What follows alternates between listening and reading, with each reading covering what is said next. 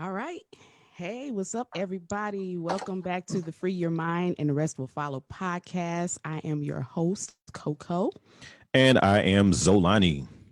And first, before we even get started today, we want you all, if you can, to please, if you're watching right now, if you're watching live, please go ahead and share this video. We got some important content and hit the like button. And if you're watching us on YouTube, you can also hit the like button and subscribe, as well as hit that notification bell so that you can receive all of our latest content. And anything else you want to add to that? Um, yeah, do all that. Do all that. Do all that. You got to reconnect me. Like, share, subscribe. A little bit here. All right, technical difficulty, small one. All right, so as he said, like, share, subscribe. And today we have a very special show. Instead of one guest, we have five guests. So this is our very first panel discussion for the podcast. Today we are going to explore the topic: should Black businesses be held accountable for quality customer service in our community? So one fact that we all know is that the success of Black owned businesses is very key to us building economic wealth and thus improving our communities. And since we also know that Black people in America have a buying power of $1 trillion per year, we felt that it was just very important to discuss and address this issue, especially in the climate of everything that's going on this year, so that we can continue to support Black businesses as customers and so that we can better serve our community as business owners. So I want to go ahead and introduce our panel members today. First, we have DJ, host of the Platform Sports Talk Show, and also one half of the Smooth Motivation Productions. Did I say that right? Smooth Motivation Productions. Smooth Motivation Production. It's hard getting used to the new name, but the Smooth Motivation Productions, and his name is DJ Smooth. So welcome, DJ Smooth. If we had an audience, I'm sure they would be clapping right now. Right. Clap it up. Clap it up. Thank you for having me. I appreciate it. You're welcome. You're welcome. And next we have the president and CEO of Young Voices with Action, Inc., and also the organizer of the Black Wall Street Festival, Farrakhan Shigog. Is he in office yet? Yeah, He's in back. office. All right, he's back. So we got Farrakhan. Also, we have the president and CEO of Young Voices with Action. I'm sorry, I said that already. We have another of our previous guests, which is a philanthropist, a chef, a marketing coach. He's also a CEO of several companies, including, let me see if I can get them all here. Boost 360, At Your Care Home Services, The Gold Plate, and Mentor STL. Did I leave anything out? R. Llewellyn Investments. That's a new company. That's the new company. All right. Yes. So we got Leandre. I can't keep up with all of them. We got Leandre Ratliff, aka Dre, the CEO. Like, that is the perfect name because he literally is the CEO of everything. That's what we call a serial entrepreneur, y'all. Thank y'all for having me again. I appreciate it. I really do. You're welcome. And next up, we have a quality connoisseur, health, small business, and cultural influencer, and the owner of Sweet Life Enterprises and distribution company, and like the only person that my daughter will eat any type of cake from. The queen herself, Miss Carrie Lewis. Yay, Carrie. and last but not least on the panel, we have DJ, audio engineer, the other half of Smooth Motivation Productions, and also the host and producer of the Free Your Mind podcast, Zolani Shakur. He is this is a very hot topic for him, and he didn't want to host with me today. He was like, I want to be on the panel because he got some things he want to discuss. So he is also part of the panel. And again, I am Coco Shakur, and I will be moderating today. So again, welcome everybody. And we are very, very, very glad to have you all here. As you all are aware, there has been ongoing discussion amongst the Black community, especially lately, regarding whether or not we should support and give multiple chances to Black businesses simply based off the fact that they are Black owned, or should we hold our own to a standard that we would hold any other business to when it comes to receiving quality products, services, customer service, attention to detail, and fair prices. And this is a topic that we wanted to touch on for a while. Like I said, especially Zolani. He's been really, really hot about this. And so we felt like it was a well-needed conversation in order to help our community thrive together and achieve economic freedom. And again, we're very honored to have each of you to offer your perspective on this topic. We're just going to jump right on in. And my first question is, so as we know, there's a myth that some, not all, but some Black businesses could stand to do better in the areas of customer service, promptness, sometimes even the quality of service or product. And do you believe that this myth is true? If so, why or why not? And also, yeah, just give us your perspective on it. And whoever wants to jump in can jump right on in. Well, I'd like to say it's an honor to be here and add some feminine energy to the topic.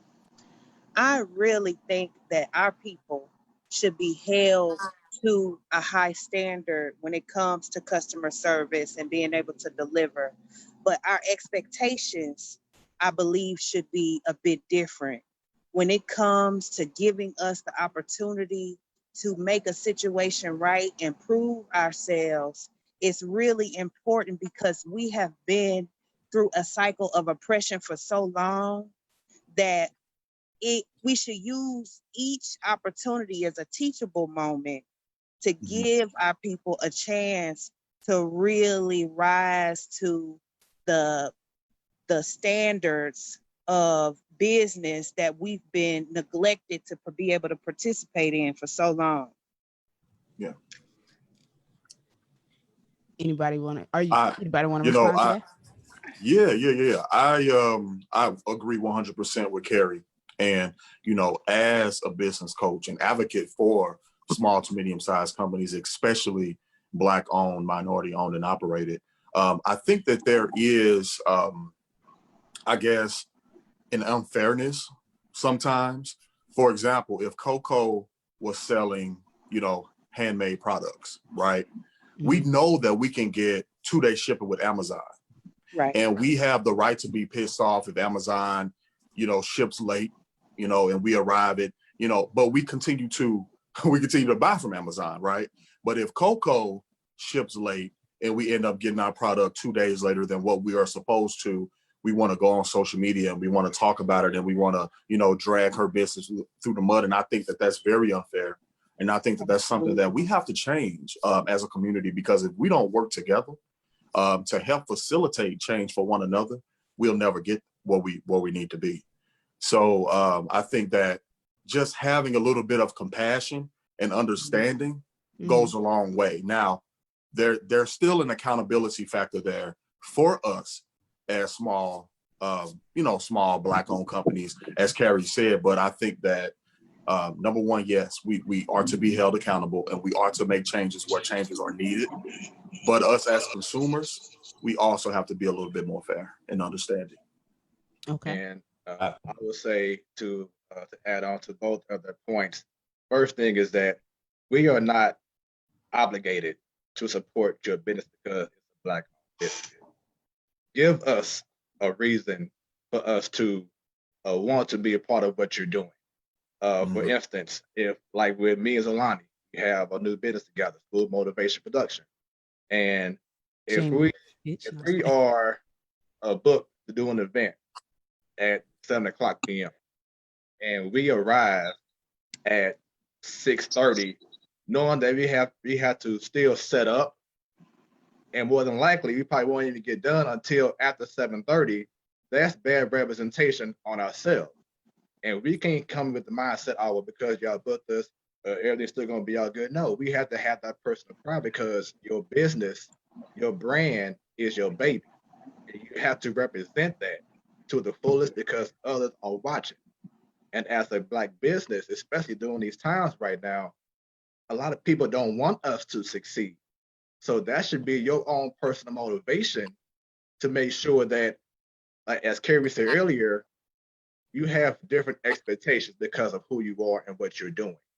And we need to have higher expectations with what we're doing as a business, because if we don't do that and we settle and we just okay with just doing whatever because it's our business, I'm gonna do what I want to, how I want to do it, that's not gonna sell me to want to continue to support what you're doing. I agree 100%. And I'm definitely not interested in lowering the bar for us at all. If anything, it should be raised. And in regards to just some of the examples that we use some customer service examples, and we also threw some logistics and shipping in there. So we know that shipping and logistics, sometimes that can get out of our control, but the customer service comes in, okay, how are we going to solve this problem now? And I really think that's where it's something that we really overlook, and that's training your people. How much I think the bulk of your money should be going into advertising and training, because as you get this influx of customers and you don't have a workforce that's able to properly handle them and move them through the sales process and on to moving products and shipping and logistics, then we're sort of setting ourselves up for failure. So I definitely think that we should be held accountable. And I agree with Smooth. Like, I'm not obligated to support you, and I don't want you to support me just because I'm Black. I want to deliver a superb service or product that's going to usher in not just my community, but anyone. They gonna, hey, John, he got a dope product. He has a dope service. I will highly recommend him.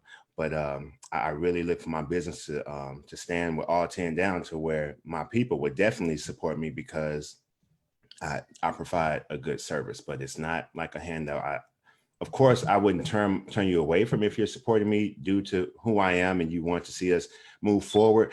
But in order for us to get where we want to get, that will only take us so far. We have to have a quality product and service. I think. Thank you.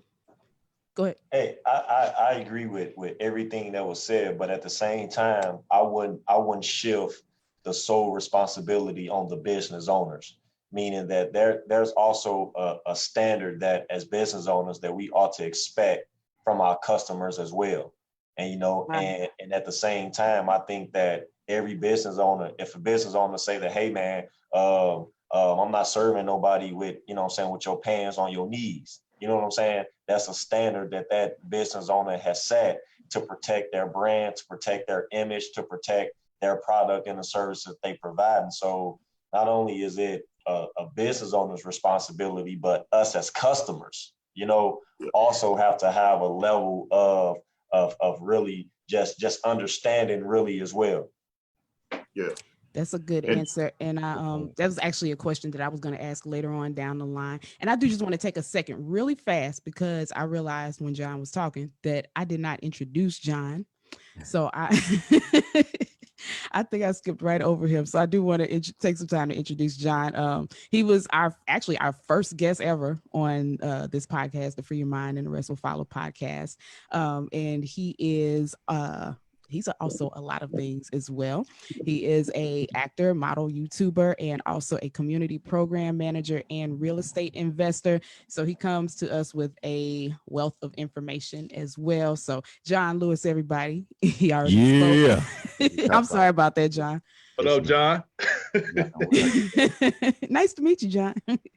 All right. So But I'm gonna get in on. Let Drake, because I interrupted him. He was getting ready to say what he was going to say. no, Okay. I'm gonna let y'all move on to the next Okay. question. Look at Zolani like, Okay. dude, if you'll hurry up. But Yeah. I wanted to But give you a no, chance. I didn't interrupt. It's not you, Dre. It's that one. but Fred, I did interrupt him. well, Go ahead. both Fred and John touched on something. And I think that one thing that's universal in business is customer service. And I think that it lacks in so many different businesses because it's not being taught to the business owners. The business owners are going in blind and they don't really know how to navigate in that realm. So they can't teach they can't effectively teach their employees how to be customer service driven and customer service oriented if they don't know how. So, you know, that's something else that we got to come back to and really figure out how we can help the business owners. Like there needs to be some kind of training set in place before you go out and you decide you want to open this business and you want to be successful at it. Well, the fundamentals have to be handled first. So I think that's the part that's missing for a lot of companies. But that's something we can revisit. But I wanted to say it before I lost it. We're definitely going to that revisit might- it because that was actually another question also that's going to come later down the line as well. I'm sorry, John, go ahead. We just jumping all over your little questions, huh? No. It's good because it's gonna segue right into there. It's good that y'all are bringing those things up. But go ahead. I thought somebody. Oh, no, I didn't have anything. Well, I really think that it's a cultural appropriation and affection that we should be instilling in place when it comes to our interactions in general, because I just think that we come from such a poor value systems through slavery. That's why I'm a huge advocate of reparations, because not only is kindness get you recognition, because a lot of people really take advantage of your business because of the charisma that you offer. A smile goes a long way and offers a lot of people something that they don't have in their own personal lives, let alone when we talk about business in particular. And you know, not only is that important for the business to be able to advocate a standard of kindness and a level of service that shows that it wants to serve the community, but our customers need to understand that we should value businesses that want to give our people something of value, of quality, something that is not going to poison the well. Something that's not going to harm our people. So when DeAndre was saying, you know, the quality of product that you have, and Fred was saying the quality of product really matters with your company, I really think that it's really an exchange of energy that should be valued between our people as a cultural rites of passage, period. Because we've been through so many volatile situations, especially here in America, one of the so-called richest countries in the world when it comes to business and commerce, you know. So being able to offer that exchange between customer and business is just so important on both ends. I mean, accountability by the business is one thing, but the opportunity to make a situation right when there is a suspicion of something going wrong is so important for us as a people to offer up that kind of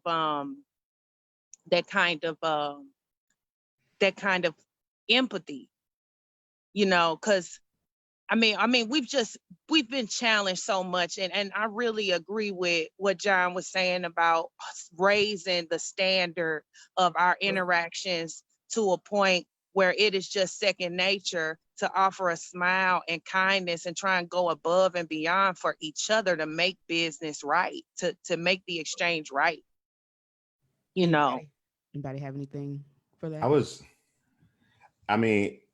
Carrie, she's segueing into something that I was thinking so much. I was going to speak on it later, but like she's hitting it on the head. I think businesses are only one pillar of the community. So it's hard for business alone just to raise the tide of the community. And oftentimes we have to be overt with our Buy Black messaging because we are putting it all on business. For example, other small groups, they don't really go out with the overt by whatever their group is, with the shirts, with the hats and everything. Why? Because it's a part of their education. So by the time it's time for business, they already know, because this is how they were brought up. Mm-hmm. We have to take care of home, and then we can of course go out and we can shop with others as well. And when we say Buy Black, that doesn't mean that you can't spend your money elsewhere, but it's know that if we take everything out of our community, we're going to be left with nothing. So I definitely think that it is it's a cultural thing. In regards to us supporting our I'm business. sorry. And not only that, we have to deal with so much disrespect through music, through the social programming, through the misappropriation and misrepresentation of our people through media, through music, just the disrespect between the engagements between man and woman. It's almost like we have to scream from the mountaintop, respect your people, support your people, because we heard shake that ass, take his money. You know, there's no sense of genuine concern and respect and empathy and value placed in a public broadcasting system, let alone advertising and business. We got to lay it on thick. Because Mhm. it's crazy. This music, you don't hear these other stations. Like, they will appropriate music through other cultures that has nuances of disrespect, but you don't hear the disrespect and the rivalry between the man and woman, let alone trying to instill and impart a value system to exchange currency and business. Like, we can't even get hello right in the music. We can't even get how you doing right in the music, let alone to be able to compound that and add value is imperative. It's really imperative. Understandable. I do want to get back on track and go to the next question, because we got a lot of content that we want to get to. And I want to give I'm Zolani sorry. a chance, because No, he has been over I'm here sorry. just itching to say something. I'm sorry. It's okay. You got passionate. You got real I did, passionate because voice. it's crazy. You get crazy. Go ahead, Zolani. All right. He was 'Cause, over here boy, itching, y'all. I tell you, boy, just you go over there and you produce the show. And I'm sorry. It's just crazy. But no, definitely hearing what y'all are saying, and you know, it's definitely elements of all of that. Kind of like what Smooth spoke on. In our industry, we get one chance with our clients, and there is no making it up. So yeah, we have to be on point. You know, we mess up your wedding, then you don't got another wedding. We mess up your birthday party, you may Exactly. Don't mess that up. right. Exactly. So that's really our train of thought, is like, yes, getting it spot Right. on that first time, that first impression. And I do look at things as I have the same approach as if I'm dealing with a giant white corporation or whatever. Of course, they're going to have, Dre mentioned, they're going to have some different resources. They're going to have different profit margins. They're going to have, you know, Walmart's going to have different profit margin than, you know, the store on the corner. But granted, you know, Coco's with me all the time. If it's, you know, McDonald's or whatever, and I don't like their service, I'm like, okay, F McDonald's, I'm not going there anymore. You know, whatever place it is. Now, with our brothers and sisters in business, yeah, you know, we try to, you know, bring something to them, a topic that or a subject that we won't mention names here. You know, we had that recently, me and Fred, and we had to basically say, hey, you know, this is basically what needs to be fixed, and they were cool with it. So if you're cool with that, then cool. But yeah, some people, some businesses I've dealt with, you even try to bring that to them, they're not trying to hear it. You're like, okay, well, I guess I'll have to take my money elsewhere. And they're like, oh yeah, go on. So Yeah. some people kind of, I think what happens is sometimes as business owners, people treat their business like a regular job, and they hate their regular job. So We're gonna go into that, and that was actually the next question I wanted to go into. it is. And I So- got the advent of being able to see the question. So most people, like you said, we're getting ready to go into that. They, you know, have something that they're very good at doing. Well, and that's not just some people. That's pretty much everybody in this world. Everybody has something that they're talented at. They have a certain skill set, and they may even perform this certain skill set at a job that they work. But they might have that skill set or that talent, but they might lack the boss mindset. Do you think that there's a difference between having a skill set or a talent at a 9-to-5 job and taking that skill set and talent and running a full-blown business with it. And then this is kind of a two-part question. And also, do you think that this is an area that some Black businesses, or really just all businesses, could improve on? But we're talking about Black business because we're talking about ourselves today and how we can be a little bit better. So anybody can jump in on that question if you want. Well, I'm gonna get in on that since I was continuing on the last one. Okay. But yeah, when you know, just like I was stating, a lot of people, and I've seen it, they kind of treat their business like it's a regular job. And I know a lot of people kind of hate going to their regular job. So they kind of hate going to their businesses. And I've even seen, you know, even as a DJ, I've been in venues where they'll say, oh, well, white people's coming in, let's tighten up. You know, that's Yeah. I've seen it. I remember a guy saying it. It was back when I was in Virginia. I remember this guy. He was like, "Oh, white people's coming in, tighten up." And he coming to me like, "Yeah, play some white people music." So it's just this, it, you know, kind of like it was spoken on. Sometimes it's just a lack of respect that we have with ourselves, and you even see it whether it's a Black-owned business or somebody working at Schnucks in the Black neighborhood. Then, you know, people just treat you different because they just have this I don't know what it is, some sort of subconscious disdain. But yeah, you have a boss mindset. You do have to get to the point of saying, look, whatever we do here, it's for one, supporting the community that we're in, making people feel welcome here, and the longevity of our business. So yeah, have that smile when people come in, greet them, treat people with respect. I know me and Dre have spoken on this before, but you know, I'm just not the type to want to give money to someone to disrespect me. And it goes the saying with customer service, especially the moment that you begin that job, you cannot take your personal business that you're going through to work. If I'm calling a company or something, that's why it's customer service. If I'm calling a company up for assistance or advice, I can tell how the call is going to be the moment the person says hello.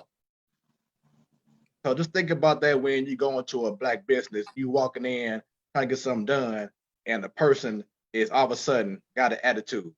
That takes away your interest in trying to continue to do business with that person or with that business right there. Because you're always setting off everything right there. You know, I think, and in most cases, I feel like I know that there's an inferiority complex that a lot of us have. The original question was, you know, do you run your business the way that you would, you know, operate within corporate America? And I think that what happens is a lot of us are so used to being controlled, right? And we're used to having a controlled atmosphere. There's only so many things that we can do, right? There's only so many things that we're responsible for. So it plays down our abilities to maneuver and to operate from a place of greatness. And then it transcends throughout the way that we handle our business outside of corporate America. Because as you know, a lot of people work regular jobs and they also own their own companies. And some people run their boss's office better than they run their own, you know? So it's really a complex that we have. And it's not something that we're trying to do. It's something that has been embedded in us. And it's hard for us to operate from a place of greatness because we've been put in a position where we are made to be stagnant. So I think that with mind transition and understanding that, you know, I mean, you can be as big as your boss.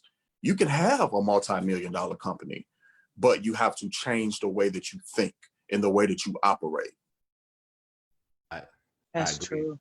That's from when Carrie first brought that point up. That's a clear relation to our original relationship with white America here in America. It was inferior, superior, and it's died down a little bit. You know, I don't have to hop off of the curb when I see you now, but like Zolani mentioned, clean up a little bit or change it to this music or sort of tone down your Blackness a little bit. And And that's that goes straight back to straight back to Jim Crow and slavery, and that's it's crazy that it's still here hundreds of years later.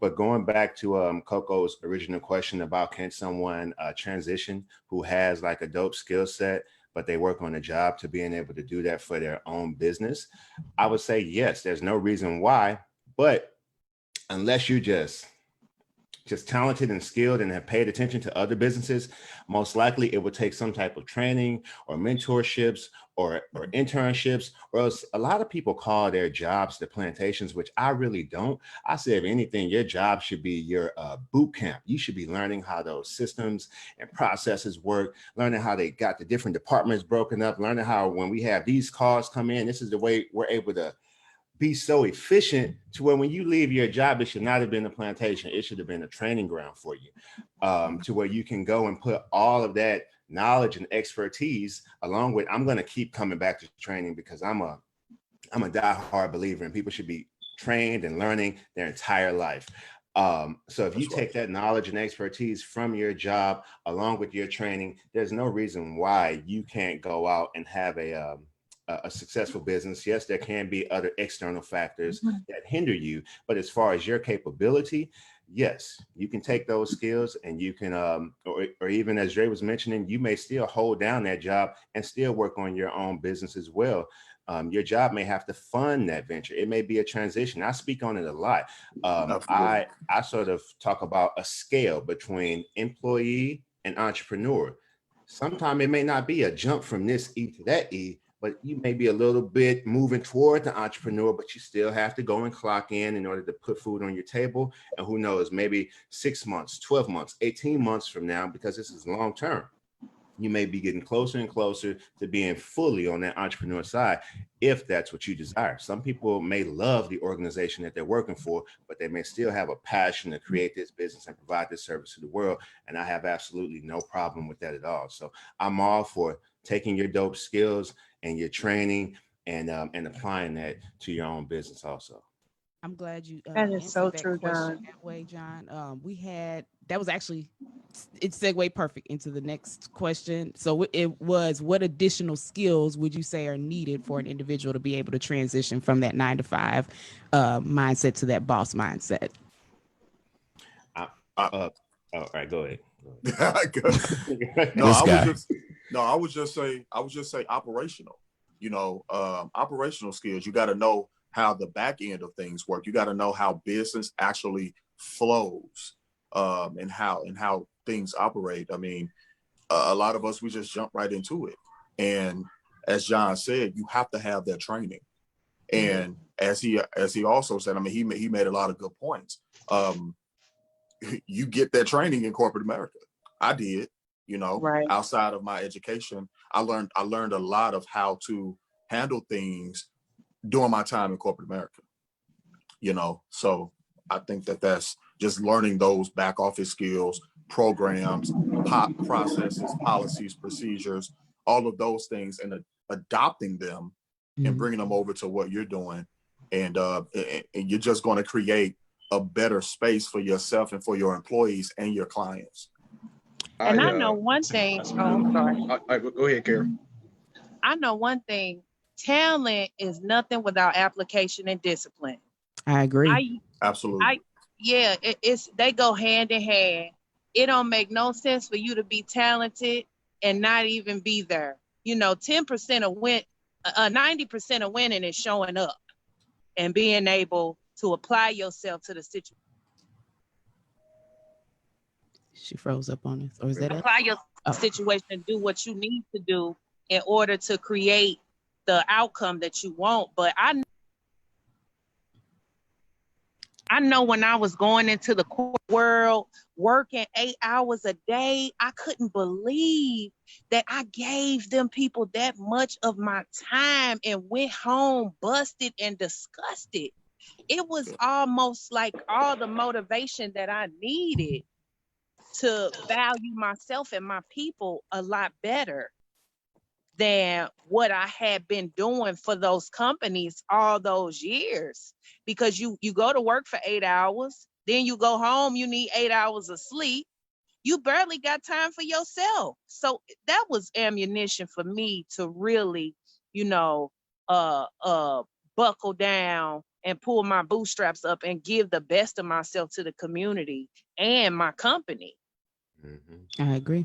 And I feel that there's been a lot of issues with companies opening up and just doing this crash course. Let me just go out there and just do whatever and not being more prepared for what can come. So let me ask you this question real quick, Fred, then. Do you think that, because a lot of the times we'll say, well, now is the perfect opportunity to, start your business, stop waiting, don't wait till the kids get out of school, don't wait till which is true. But I think sometimes people can pick up on that the wrong way and say, okay, well, then that means I got to do this now. And then they just jump in without having all of the knowledge and experience that they need in order to do that particular business. I put that in the same mindset of someone else who doesn't know what you're going personally trying to tell you, go ahead and ask her to marry you, but you don't know what's going on. Right. You know what I'm saying? People don't know what's really going on inside you first. So can't no one from the outside try to tell you how to run your business when you still trying to get things right. Because I'm always a big proponent of make sure that you are right within yourself before you just go out there and just boom, okay, business is open. Let me make sure that I'm prepared for what can come. I teach my son, before you go out there, after he graduated high school just recently, you go out into the real world, don't just choose whatever because it's out there. Choose something that you know that you're going to have a passion for. Don't just settle for it. And that's been the issue, is that we continue to just go out there. I just want to get something, quick money, but then you go to a job, and then what do? I think someone brought up earlier, you don't have the passion for it. Your attitude is different because you don't want to be there. Focus on what's going to make you happy. We do too many things now, whether it's relationship wise, whether it's business job wise, that we just go out there and just put our foot out there for a crash course. And that can hamper you from years down the line. Yeah, I heard you do what you love. You'll never work a day in your life. That's a good point. Who's that? Smooth. That's a real good point.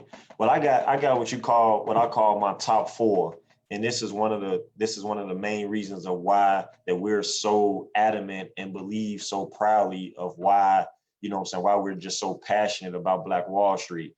When individuals who are transitioning from a 9-to-5 and they are quote unquote ready to become their own boss, right? There's like 4 things that we believe that a person got to be able to have when they're making that transition. Number 1, man, you got to be resilient, because just like Sister Carrie said, the same thing with being disciplined. Somebody can come into your establishment and they can give you the worst or the baddest comment of the day that you had all week, right? And then, you got to ask yourself, well, is that going to stop my business? Is my business going to come to a halt, or am I going to try to come back the next day and make it better? The second one is communication. Crisp and concise communication about your products, your services, your branding, the whole 9 yards. If that information is not being relayed to your customers or even fellow business owners, then that really affect the attitude of the people that are expected to come and spend their money with you, right? And the second one, man, you got to know how to network. You know what I'm saying? Growing the network, y'all know that facilitates businesses, opportunities, and partnerships. And last but not least, finance. I know so many people that quit their 9-to-5 and simply for the reason that said, I'm tired of working for white America, right? So then just with that mindset alone, they think that now that they're fit to run a business because they're tired of working for somebody else. Well, I always tell people this all the time. Before you say that you're going to become your own boss, work on these 4 critical areas first and foremost. And I hope that will help businesses become more, I guess, more solid and more stronger, and hopes that everybody do that. But those are my 4 points. Farrakhan is over here teaching a whole class. Teach it, man. Teach it. Can I jump in on that, or do you guys want to go to the next one? No, you jump go ahead in on it. Listen, he hit the nail on the head, especially that last one. Finance. Because in the field that I'm in, I get so many clients who reach out to us who have quit their jobs, right? Mhm. And they think that starting this business is a get rich quick scheme. Oh, I know Yeah. somebody else who's doing it and they're Yeah. making thousands of dollars. That don't mean you're gonna come in making that money, Right. Right. because your structure, you have no foundation. And the number one thing you need to make sure that you have a good foundation is finances, Yep. right? If you cannot push your business, advertise your business, if you cannot, if I just made $100, right? Mhm. Okay, and I know that my cell phone bill is due. My cell phone bill is $50, right? I'm gonna pay that cell phone bill before I put money back into my business. That's not what you do. That is not what you do. People have to understand how to separate their business finances from their personal finances, and they need to know when to take money from their personal finances to fund their business. Right. But you can't do it the other way around until you are stable as a company to be able to do it the other way around. Now, if you have an LLC and you're making $10,000 a month, well, then okay, well, this is money I can live with, most of it, but 30% of it needs to be going back into my business. Right. And then another 20% of it needs to be going into, in accounts for miscellaneous issues that may come up and stuff like that. So that's one of the things that I preach. So I'm so glad that Farrakhan brought it up, because it's so Budgeting, important. man. Budgeting is so important. Yeah. It's a big difference from saying I got money and then saying I am financially wealthy. That's right. That's right. Or got money and getting money. Yeah. That's the Or difference. rich versus wealthy. For certain. All Right. that. All those. Look at us talking about these mindsets. Free your mind and the rest will follow. Okay. Why we All here? right, Zalani with the plug. Shameless plug. Podcast. Free your mind and the rest will follow podcast. Hey, if y'all don't mind, I do just want to just give out a quick statistic real quick as of 2019. I was Lay it on us. I was reading this yesterday.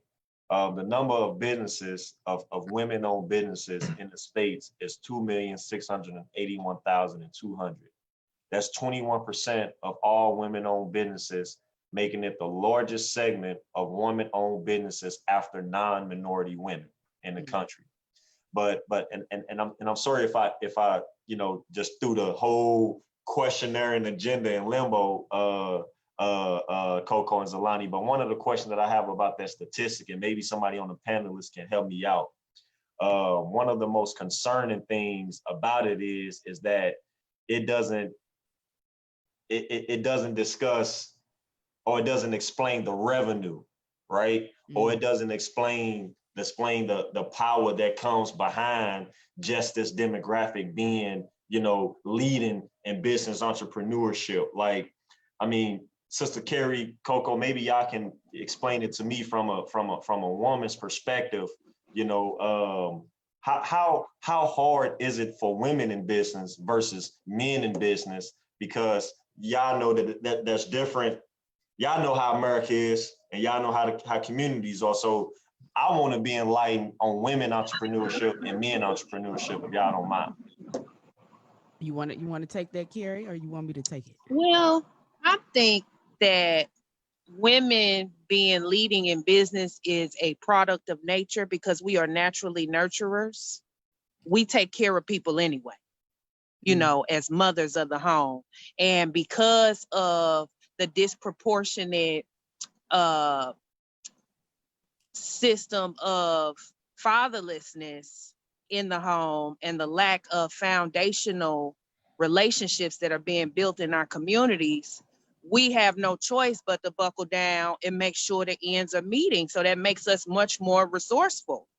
So that gives us a chance to really step into and acknowledge our gifts, in said cases where, I don't want to talk about the male dynamic, but, we typically are offering our services to our children. We are naturally supposed to be able to run the home. So I think that gives us a lot of edge in, being able to step out in business and embark on that frontier a little bit more effortlessly than some other demographics. I'm a Because piggy. Oh, go ahead. I'm sorry. go ahead, sister. Go ahead. You good? No, I I'm was, done. okay. No, I was gonna say I was gonna piggyback on that. Also, looking on the other side of that as well, as women, we have to both strategically have to be able to work on our feminine energy side and in our masculine energy side. When you're working in the business world, you're getting things done, you are putting forth more of your masculine energy, but you got to be able to balance that also with at home. You got to be able to put forth that, you got to put away that masculine energy. You got to step back into that feminine energy so you can take care of the family, just like what Carrie said, with people that's running the home. So it's a balance between the two. And sometimes they can kind of run into each other. So that's really the only, I would say, maybe challenge that I can think of as far as, you know, with women entrepreneurs. Good point. You got quiet. Well, since it did get quiet, I will take this moment to shout out one of our commenters, Danita Smith. She's been heavy on the comments. She might as well have been on the panel with us. That's how much she's been. Yeah. Shout Who out knows shout out Danita? her clinic, man. Shout out her clinic. Okay, what's her clinic? She run a whole clinic. Okay, I know she says she is part of the National Black MBA as well, and she's mentioned that they offered training, that we say that businesses need as far as customer service and interaction. She's mentioned that she did shout you out, Farrakhan, on those 4 points, and she shouted out, she mentioned forecasting the finances, that it's a challenge, but it can be done. It can be done, definitely. I wanted to move on to our next question, which is something that may maybe hit close to home for a lot of people. I know, especially for me. So we have, you know, a lot of Black businesses are being run first generation, because they don't come from an entrepreneurial background in their family. They come from a family that, you know, it may be go to school, get a good job, you know, so they might lack the knowledge and experience that other business owners may have, who may have come from, you know, a long line of business owners. So do you believe that this is one of the reasons why it's harder for Black businesses to get up and running properly? Absolutely. Absolutely. Yeah. They got 100%. that thing on autopilot in the Western world when it comes to, you know, just colonialism and they systems be ironclad. You know, they have had this, you know, that's what dismantling white supremacy is about. You know, dismantling these systems that are in effect and that have been perpetuated and sustaining generations Yeah. of wealth for years and years and years, you know, and it's about equity, not equality, but being able to compete in a world where these people have been able to maintain their wealth for 500 years at our disadvantage. You That's know, right. so it's really important that we leave our children with something and set a tone for legacy. It's really important, Coco, definitely. There's too many times that we get in our own way. And I say that because you can have, let's say me and Zolani. I can have see him do something, and I'm a DJ in the event. He's doing the same thing, and then I'm just spelling out all bad stuff about him, trying to prevent what he's doing. Everyone has this mindset, not everyone, but some people may have this mindset that they're not realizing that there's money out there for everybody. There's not going to be a time where money is going to just run out. Well, no more money in the world, so we're done. Right. There's money out there for everyone to get. So we Abundance. need to stop being in our own way and bringing everybody up. It's just too much of us stopping ourselves. Yeah. But maintaining it is really important. Just being That able to is the most. maintain That the is wealth. the most. Yeah, absolutely. I definitely think that that hinders us, Coco. You know, that's someone with experience versus someone without experience, more than not, the person with the experience is going to come out on top. However, just the nature of our businesses have changed from agricultural to industrial to a tech age. And we Right. are amongst a group of millennials, and we have the next generation coming to where we're able to take information, process it, digest it, whip up a product. We're able to move a lot faster than our at least our ancestors in the last maybe in the last 50 years or so. So I will say that although we are facing that challenge, I'm optimistic that we can overcome that hurdle. I think we have bigger ones than that Yeah. one in particular. Yeah. But yes, all the time, if somebody was able to pass it down through generations, they're going to have the upper hand. But I think we got this one. You know, we can still push out businesses with training, with internships, if we work together. So if we see other That's successful key. businesses that are blueprints, like there's no reason why we shouldn't be leveraging that to sort of where it's the next business is the baby of the successful business. They're producing other businesses coming up under it through again through training and modeling those successful blueprints. So, especially Yeah, during that's- this time right now. yeah, exactly. You know what? Collaboration is key. The collaboration is definitely key. And again, Smooth spoke on that collaboration between me and him. Go ahead and hit that shameless plug.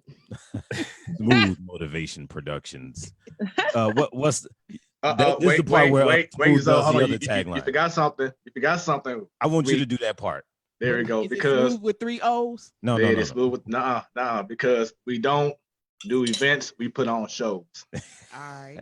But the whole thing about that, it was collaboration, and I'm going to get back to the question, but we saw each other. We did a couple events where he actually rented some of my equipment, and then we were like, yo, we actually work good together, and we can reach more people, we can make more money, we can put on bigger shows if we put both of our resources together. And that's what we've been doing. And now to get to the question more directly, it is, you know, it is a challenge with us, with a lot of us being first generation in this. It's a lot of first generation mindsets that come along with this. So it's not even just a business, but we are kind of creating a lot of new mindsets with this generation. So one thing, I think the best mindset that I have adopted is that I will look at something or basically recognize wherever a disadvantage is, and I will say, how can I turn that disadvantage into an advantage? So let's say I have my DJ business, and then there's this much larger white DJ business. Like you said, they started off with, you know, thousands of dollars to put in, so they may have an advantage there. But my advantage is, for one, I got soul. Okay, You super bad. we got soul when we come to these events. 'Cause if So you didn't, you wouldn't be in here. if it didn't, wouldn't be in here. So I got soul for one, and for sometimes those businesses actually hire me to bring soul to their DJ companies. But so I got soul for one. We have customization a lot more than some of these other companies have. A lot of them is just kind of cookie cutter. They give their DJs this kind of playlist, and it's just like, hey, you know, do this, and it's the same. And people will say, hey, you know, I like the production, but it was a little boring. With us, they get more of a personal feel with it, you know. So, and those are just examples of what we can do if we don't have some resources that they may have. We just have to look at the resources within. We have attention to detail that some people may not have. Weigh in on that. One thing that we have that a lot of people don't have is originality. Okay, and I think that that's one thing that is overshadowed sometimes. We are the originator of many things. And, you know, we have come to a place now to where we have been taking back what we have designed and what was designed for us. And I think that we can continue to do that if just what me and Zolani said, if we work together, we can bridge the gap. Yeah, I agree. definitely. And I as think I, oppression. Oh, I'm sorry. Go ahead. oh, go ahead, Queen. Go first. Well, I was gonna say that I was talking about this with somebody the other day, but oppression is really a distraction from your evolution. You know, it's hard to really invent when you getting beat over the head by bills and Yes. your inability to manage your finances, you know, and I think that's what has us at such a disadvantage, especially in a lot of other cultures. I mean, we do have opportunities in this day and age that our ancestors didn't have by the grace of God, that they were here and made that sacrifice so that we could be. But, you know, being able to rise to the occasion um and be able to step into our destiny and step into not just money but our freedom Yeah. is so important to our lineage and what we've been through, and understanding hurdles where people, you know, where we swimming in a shark infested tank and other people been on yachts for 500 years. You know, that should make us even more passionate about doing what we need to do to get where we need to be in our evolution, period, because everything is a distraction if it's not rooted in our freedom and our value systems, you know. I agree. So our And, legacy is so important. and as Dre brought up earlier about us having so much original creativity, ever since this pandemic started, and you've seen how much the TikTok videos have been going on, and this meme here, and this, we put so much energy to providing laughter and providing so many other things in the social media world, that if people can have that business mindset of, okay, how can I monetize that? Yeah. And then share it with others. Because as I said before, the money is not going to go out. But let's start using, this culture is so creative, but a lot of times they use it for just to get attention, but not to better themselves and grow and go further. If we can get that mindset of, you know what, I can do this, or I see Zalani's doing that, or I see Kerry doing that, I see John doing this, I see Farrakhan doing that. Let me reach out and see what I can get from these people, because it goes all the way back to restarting your business. Now I'm prepared to put my foot forward and get things rolling, because now I've reached out to these different outlets to see what I need to work on, because it's all about personal pride at the same token. Let me find out what I need to work on, and now I can present it and I'm ready for them. So a lot of people just are not ready. Yeah, I tell people all the time, you know, money is attracted to us. Money like us. Money isn't racist. You know what I'm saying? That's my we can affirmation, actually. we can all go and get it. Period. I mean, it wants to, it money wants to love us. Like, for real. You know, so I think that we just have to, you know, it's a mind transition that we have to go through, and coupled with, you know, a lot of economical, you know, issues that we're going through as a people and as a community, and also coupled with the oppression that we've had to face forever. But I think that we're coming up out of that, and I think that we can continue to rise out of that.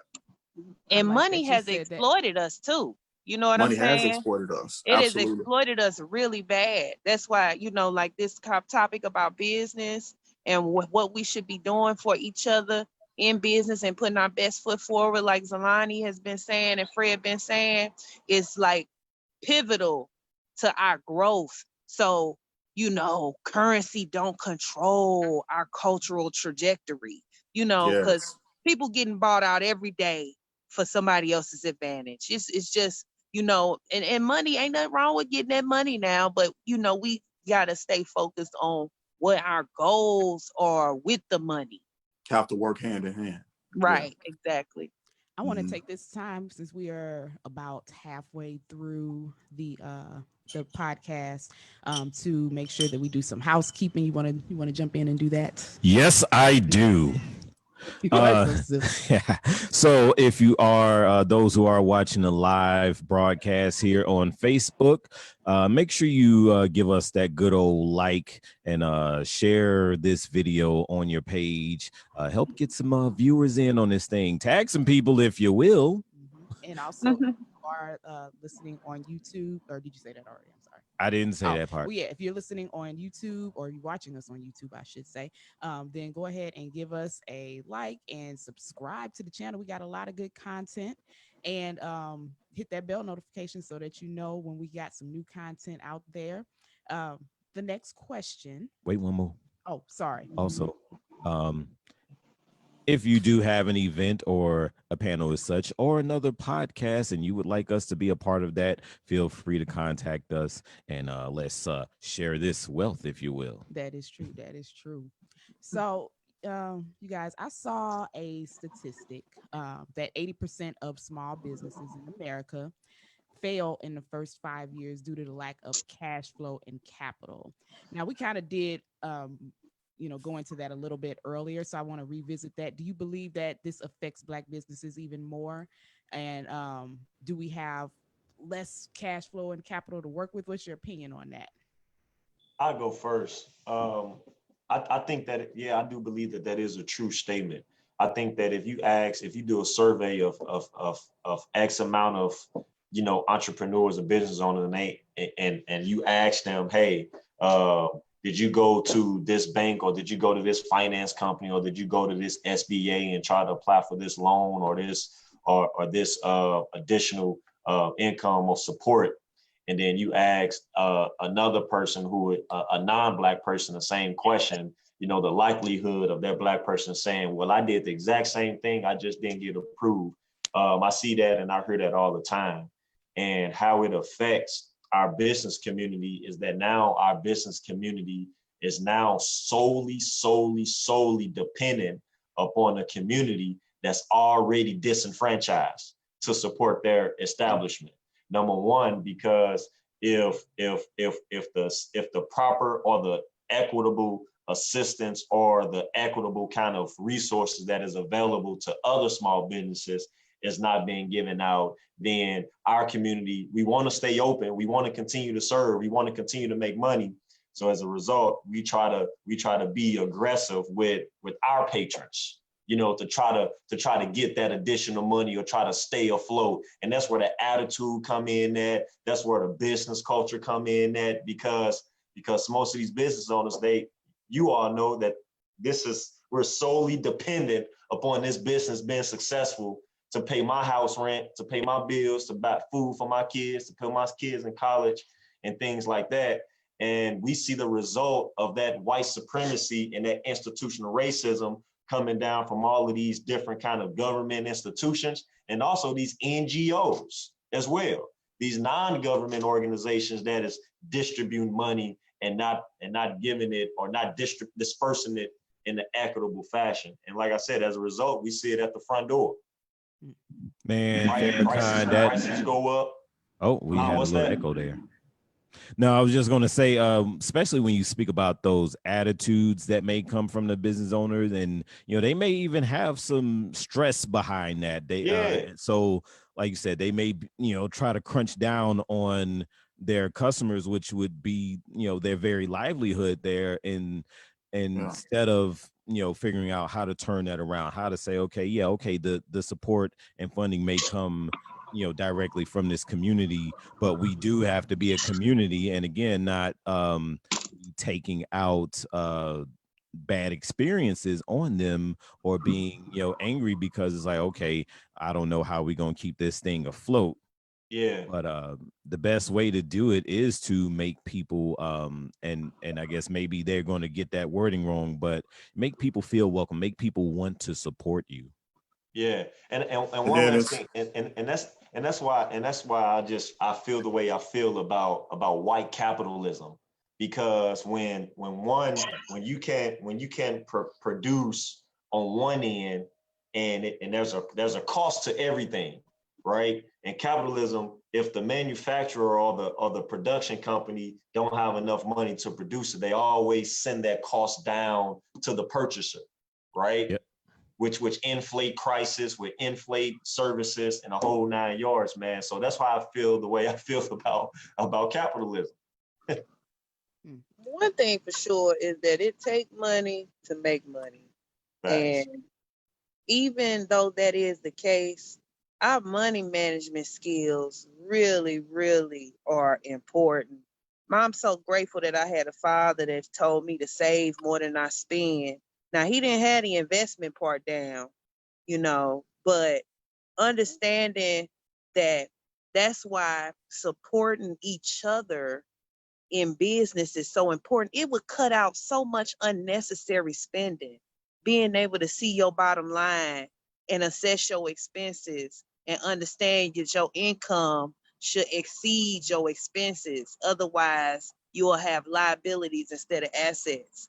Like, we need to be able to, like, and that's why it amazes me that the school system is not teaching people about budgeting and finance until you become an adult. Like, these are things that should be embedded in us so we understand scarcity, so we understand the value of the dollar and how it should be spent and what's important, because depending on somebody to give you something is a 50% chance you're not gonna get it. And You know, I I mean, with it's you grants and stuff 100%. available, but Yeah. money management is paramount. I agree with you 100% on that point that you made about them not teaching us that in the schools. I'd say that all the time. That should have definitely been something that we learn. Money management, finances, your credit, all of those things were lacking in the school system. And we got taught so many things that we didn't need, but it could have Right. all been replaced with that. That is what we need to survive, money management. honestly, Right. I feel like everything after 8th grade that is taught in school, we kind of don't need it. You know, like for real, like how many times do you need to take the same English class? And we know that some people don't apply that all too well. How many times you got to learn about trigonometry and geometry? And it's like, okay, yeah. How do we budget this money? Right. Like Or you this said, one-dimensional history yeah, class. why do teaches we you the right perspective. exactly, yeah, why do people feel like what we getting, what is that we getting? Somebody Oh, that's Farrakhan. I can Sorry tell. about that, y'all. I just had to turn it off. My bad. That's okay. I don't know, because I I'm thought I like, was picking up something. no, the camera tells all. Okay. But yeah, that money management, and I ain't afraid to admit it. Like I just like started managing money properly within the past year or so. We talked about Amen. it. We just started saying, okay, let's work on saving, investing, building up credit, that type of thing. But it wasn't taught in school, thus it wasn't taught by parents. But there's always YouTube University. There's always- Right. In private schools that And we people can, can afford. Exactly.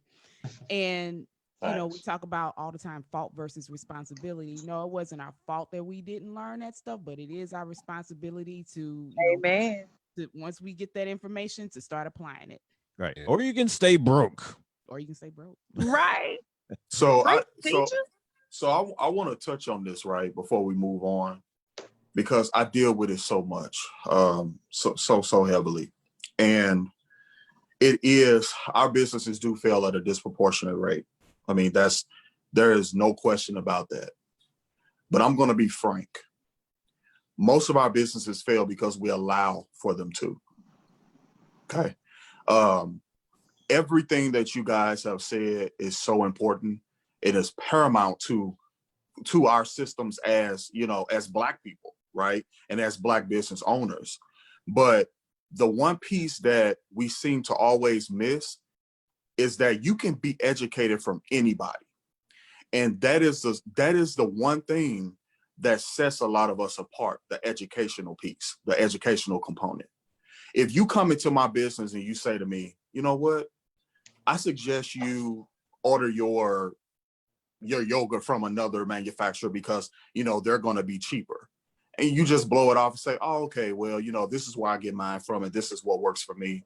And I leave out and you walk away and you just keep doing things the way that you do them, that's your opportunity right there to cut costs, right? So there's a lot of instances like that that may happen within our community, or things that, you know, we just see a consumer see that needs to change, and the business owner blow it off. You know, you have to, you can be educated from anybody. The person does not have to be a professional in business or any of that for you to take heed to what they're saying to you. We have to do better at that, at the educational component. A lot of us can't go to school for this stuff. We can't afford to, or we don't have the time to.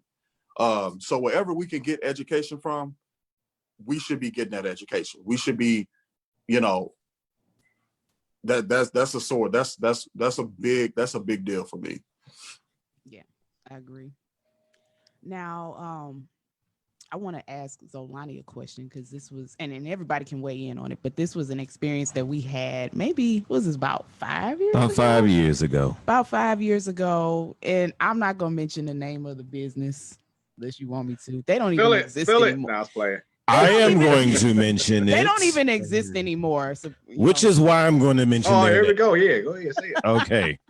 So yeah, we had this experience. I'm gonna let them tell the story, and then I'll follow up with the question behind that story. So you go ahead. Okay. And I feel like this probably was one of my most the worst experience I've had in a business. That's why we still remember it 5 years later.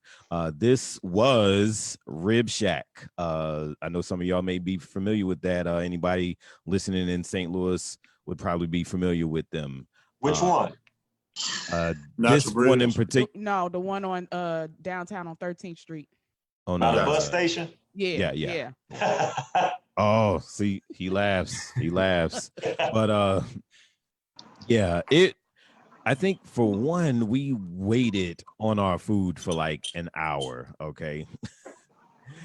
Yeah, we And- were there waiting for about an hour. I just want to jump in real quick and say, like, I actually really liked that place. I loved their food and everything. So we was like really excited to go that night. Go ahead. And that was actually my first time going to Rib Shack, I think, because I just moved back into town. You know, anybody knows I was at that point, I was going for like 9 or 10 That wasn't your years. first time. First time you came here to Okay. visit. This is where you were living. Okay. Well, See where I something got like on. that. I was still new to the experience. Thank you. Okay, Dre, mute your mic. Oh, my bad, y'all. That's all right. Anyway, so it was one of the first few experiences with them, but basically, yeah, we waited on our food over an hour, kept checking on it, and then we finally got it. I think the food was wrong or something. You skipping over some parts. So we wasn't the only ones waiting. It was like crowded as I don't know what in there. And it was people that was already fussing with, you know, the staff and everything. So nobody in there was happy. It was a lot of people in there. You let me drive the story there, okay? I'm sorry. I just had to throw in them little details. But those are important details. Yeah. But basically, yeah, once we got the food, it was wrong and cold or something like that. And went back up there, complained about it. We were just met with like the worst attitude ever, just like, you They know, was just super whatever. rude, like- And I'm like, oh my gosh, I'm appalled. So and here's the differences in the businesses, right? Because we talk about, okay, what happens when you go to, you know, Walmart, you know, some other large retailer, and you say, let's say you post about that experience on Facebook, or you tag them in it, you know, you're complaining and at the same time letting them know. Most likely you're going to get somebody, you know, representing the page or the business, and they're going to reach out to you, you know, try to do apology, whether it's sincere or not, but they're going to try to apologize and rectify the situation. Rib Shack, they didn't do that. They went off on me and blocked me on Facebook. Okay. They did. And Wow. I don't mean to like, laugh. really? Words that I can't say on the show. All right. So, Mm. that was the experience there, and it's just like, okay, and I think we still went there one more time too. So the the wow. food was good though. So I think we did like one more That's a good time, and then they product. closed. But I mean, I don't know exactly what was going on with their business, but I think that may be an indicator of why their business is no longer around. Yeah. And So I have a is comment is about Rib Shack. okay, give me 1 second, Leandre. So Okay. what I wanted to ask for that is, so in that, what happened was, when he went on there and he complained about, the service and everything, the I don't think the owner was there at the time, was he? No, the owner Okay, wasn't so there. the owner wasn't there, and we were basically having a back and forth with the, the staff that was there. And like I said, it wasn't just us, it was other people. Everybody in there pretty much was unhappy that night. So when he went on to Facebook and complained about it, it was the owner who blocked him. So the question that I want to ask is, do you think that it's important for businesses to take accountability for their staff, to receive proper training in the areas of customer service and efficiency in order to bring the best service possible? Because that's how I feel basically about it. So I just wanted you all to weigh in on it. yes. Yeah, but the thing is, the owners have to see the issue.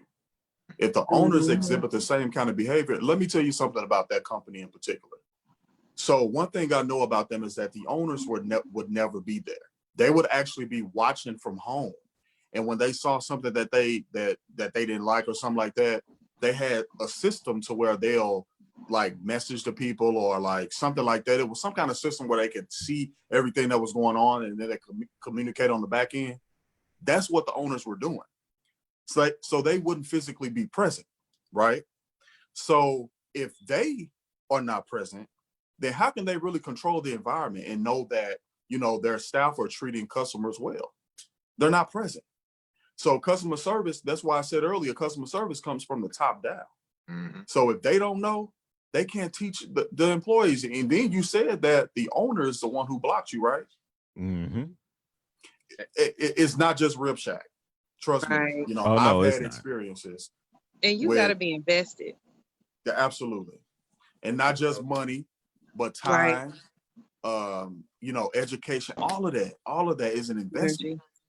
So Energy. is Rib Shack a black-owned company? Yes, Business? Well, Okay. it was. it was. Okay. So Black-owned with company. that being said, Solani, did you get any retaliation from our own people because you put them on blast?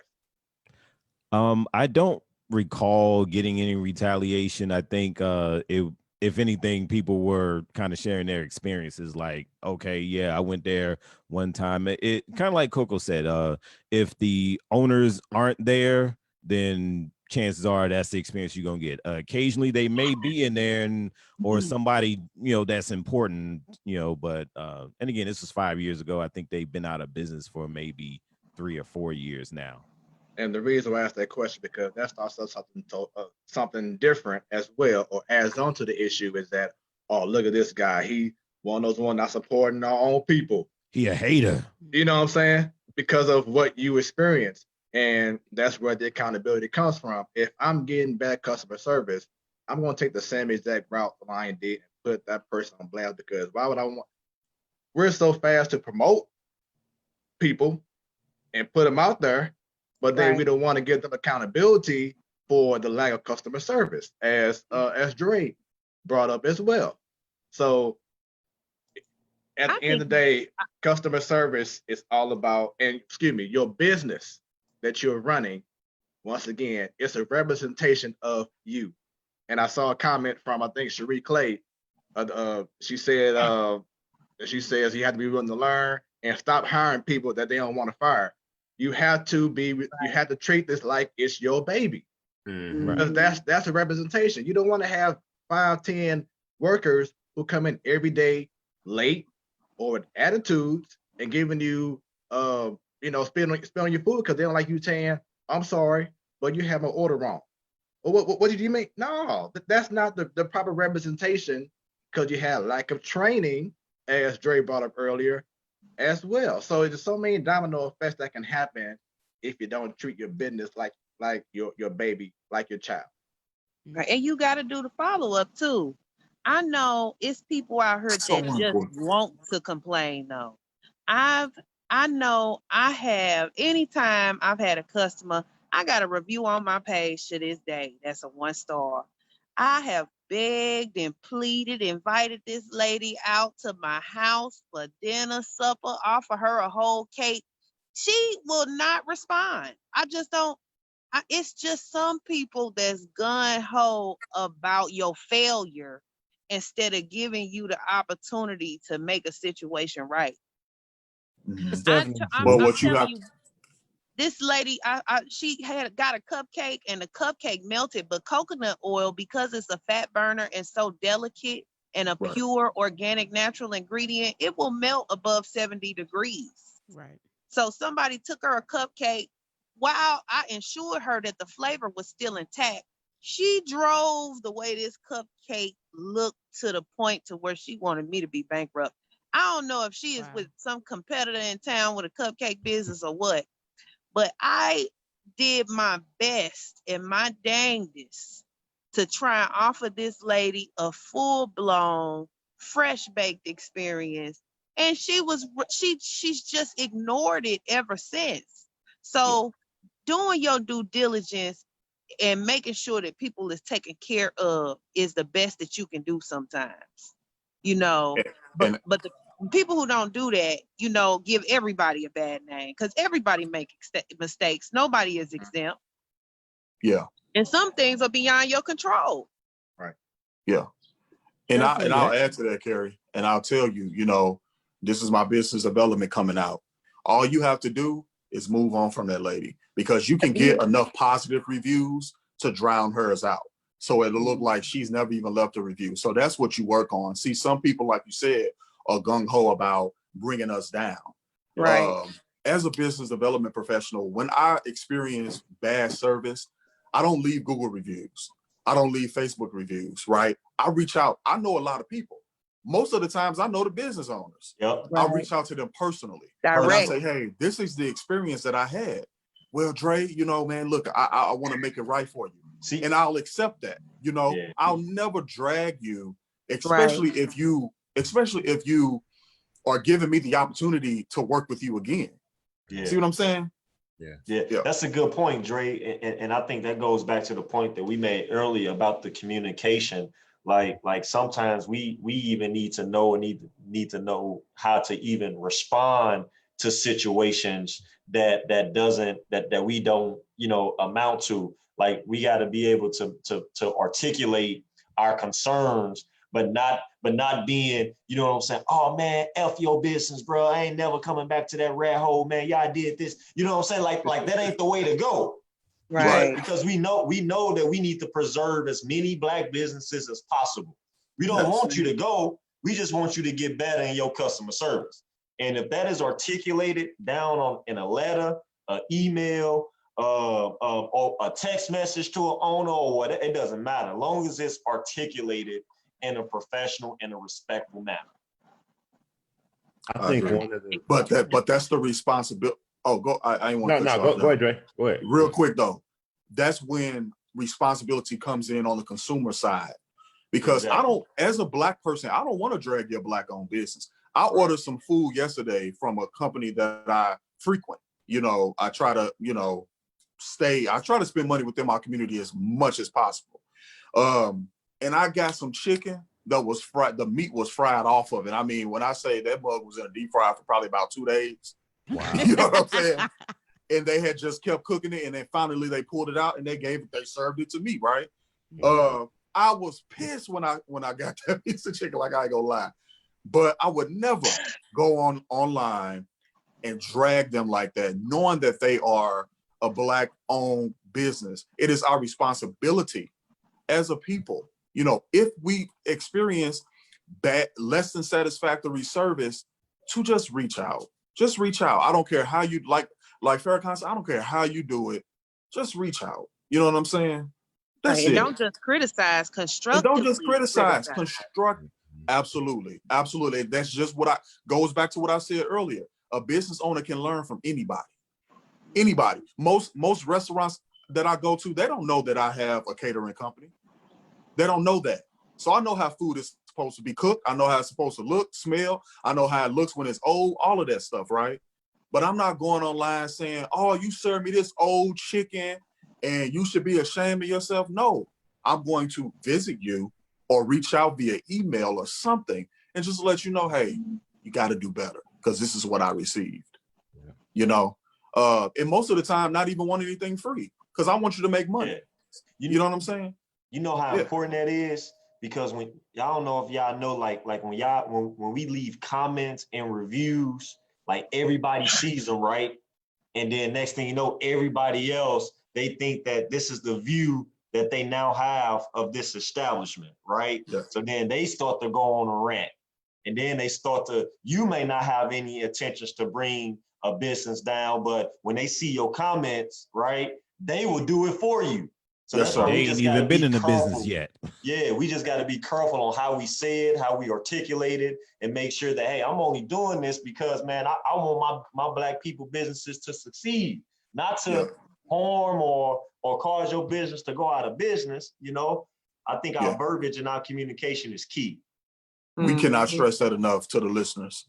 Yeah, We cannot stress that enough. Please stop leaving unsavory reviews on Black-owned companies. I'm telling you, it drags us down. It really does, and we cannot afford that in this climate. We can't. Especially without trying to reproach the situation first and give them the Yes. opportunity to write it. Just don't quit trying to sabotage your own people. It's just Yeah. saddening. Our community's raggedy. The don't nobody want to paint nothing, pick up no trash. At least give people a chance to thrive in the business world. You're gonna do nothing. Please.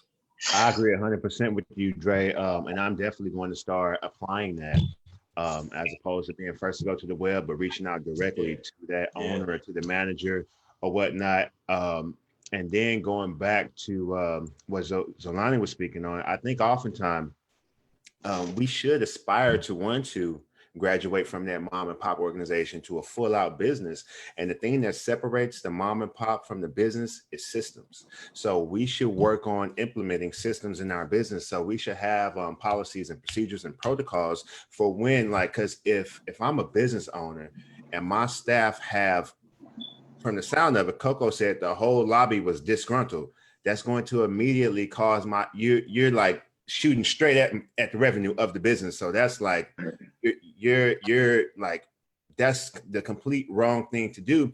And we see now that the business is gone, but a lot of that could have been prevented if we did have systems in place to where even all right, I'm gonna give an example of a store that's outside of our community, but as far as for me, like the customer service and the way that they make me feel when I go in there is on point. Like I love going in there, and one is Trader Joe's. They have the music going. As far as this whole pandemic thing, they've had people lined up outside, but they have 3 or 4 staff outside talking to you.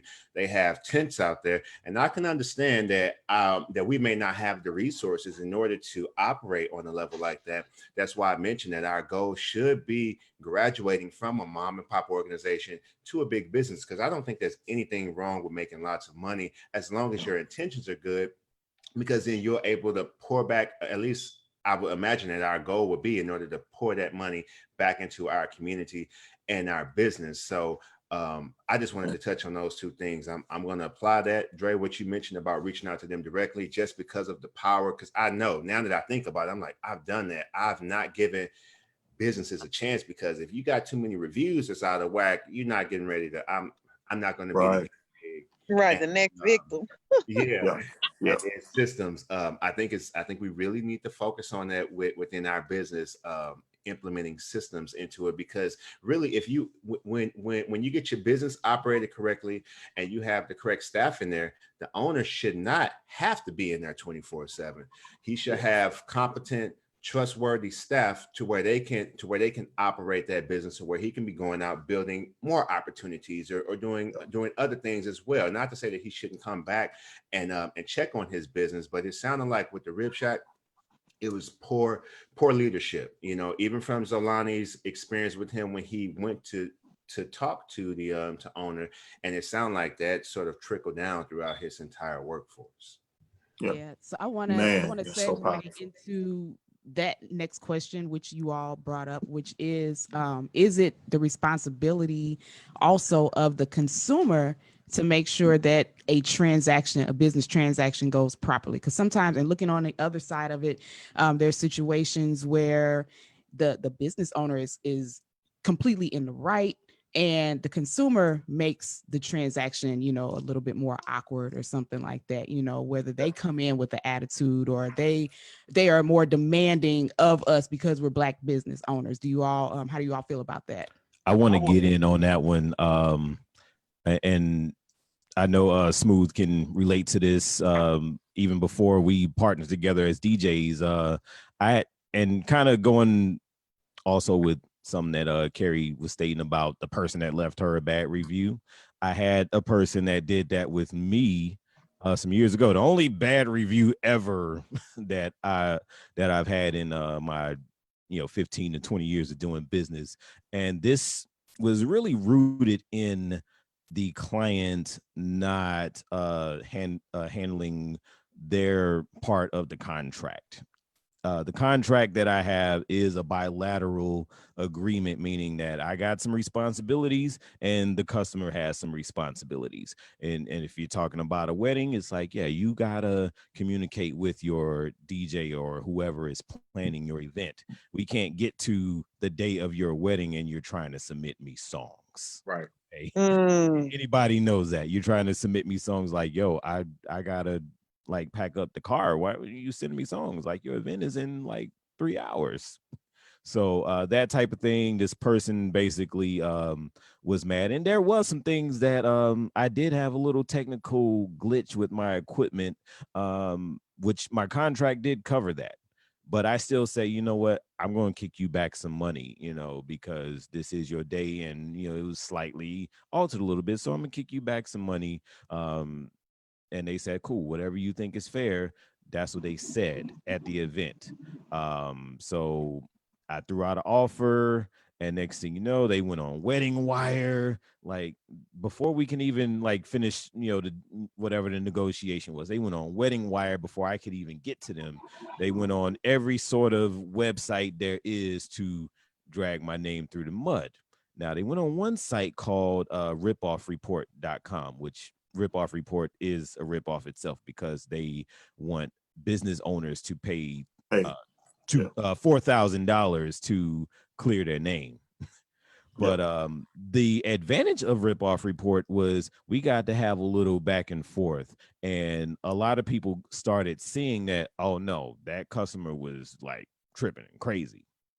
So and I screenshot all of that for my own protection, just because kind of like, Carrie had the concern with that. It's like, yeah, when you don't have a lot of reviews, we are a small business like that, that one review can kind of do a little damage. But then you say, look, I'm going to go ahead and concentrate on the rest of these people who we handle good business. And and let me just say this: make a habit of when you are operating and you have helped someone who's happy, send them your Google link, send them the link to your Google or your Facebook to leave a review, or you can create a form where they can actually give you a review. It's sent to your email and you decide what you do, where you automate those reviews. Automated. Yeah. So, I mean, there's a lot of different ways, guys, we can go about taking back control because you don't want anybody else to set the tone for your business, but you also want to make sure that you are operating from a place of integrity and a place of respect, a place of dignity, and that you are, please follow up with people and make sure that they don't leave bad reviews. Now, if you followed up,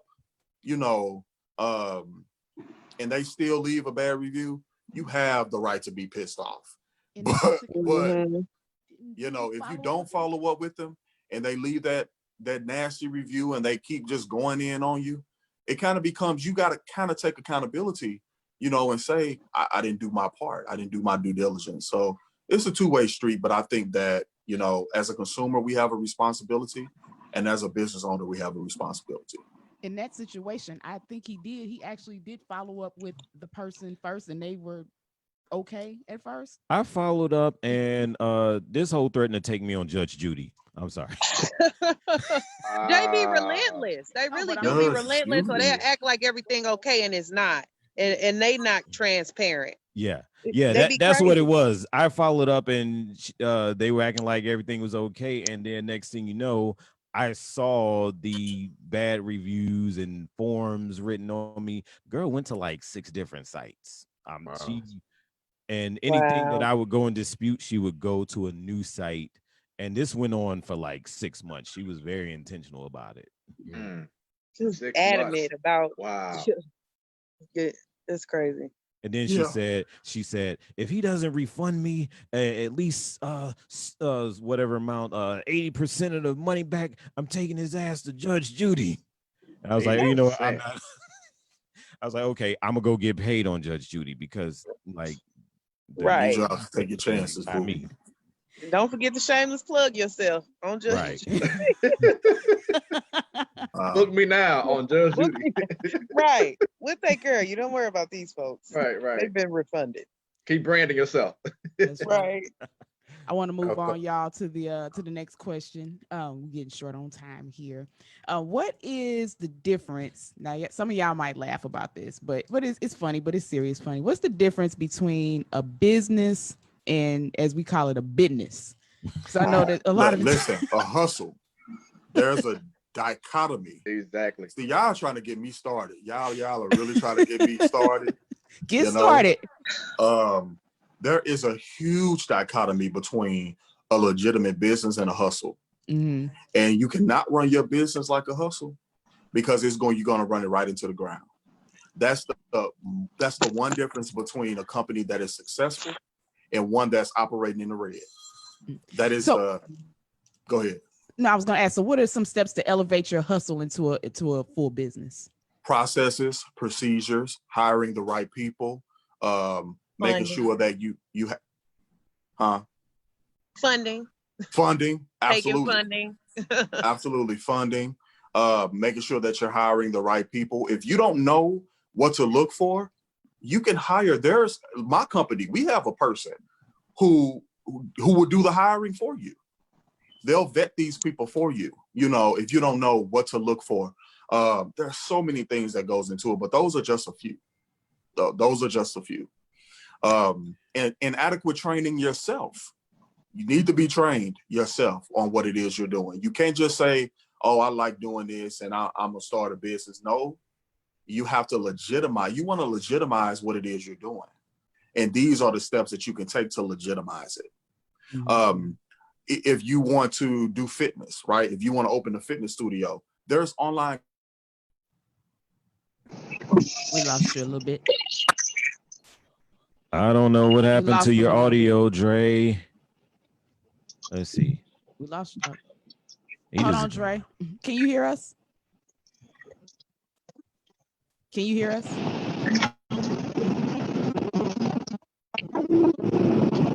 I don't know if you can Okay. hear us. Can everybody else hear us?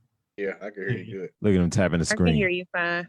I'll tell you one difference between business and a business. And Carrie touched on that. She mentioned the funding. We had lost you for it. He's still trying to talk. Okay. I don't Can you hear us? thumbs up if you can hear us, and don't do nothing if you can't. He can't hear us. Zelani, I think we need to clarify when we say, when we talking about business, the distinction between funding and revenue. Okay. So I will say, well, one point I wanted to touch on what Carrie said. So we had this EDIL thing that happened a few weeks ago or a few months Mhm. ago. And those people with the business couldn't get that. You know, this Dre is gone. But yeah, the people with the business and or the business and the hustle couldn't get that.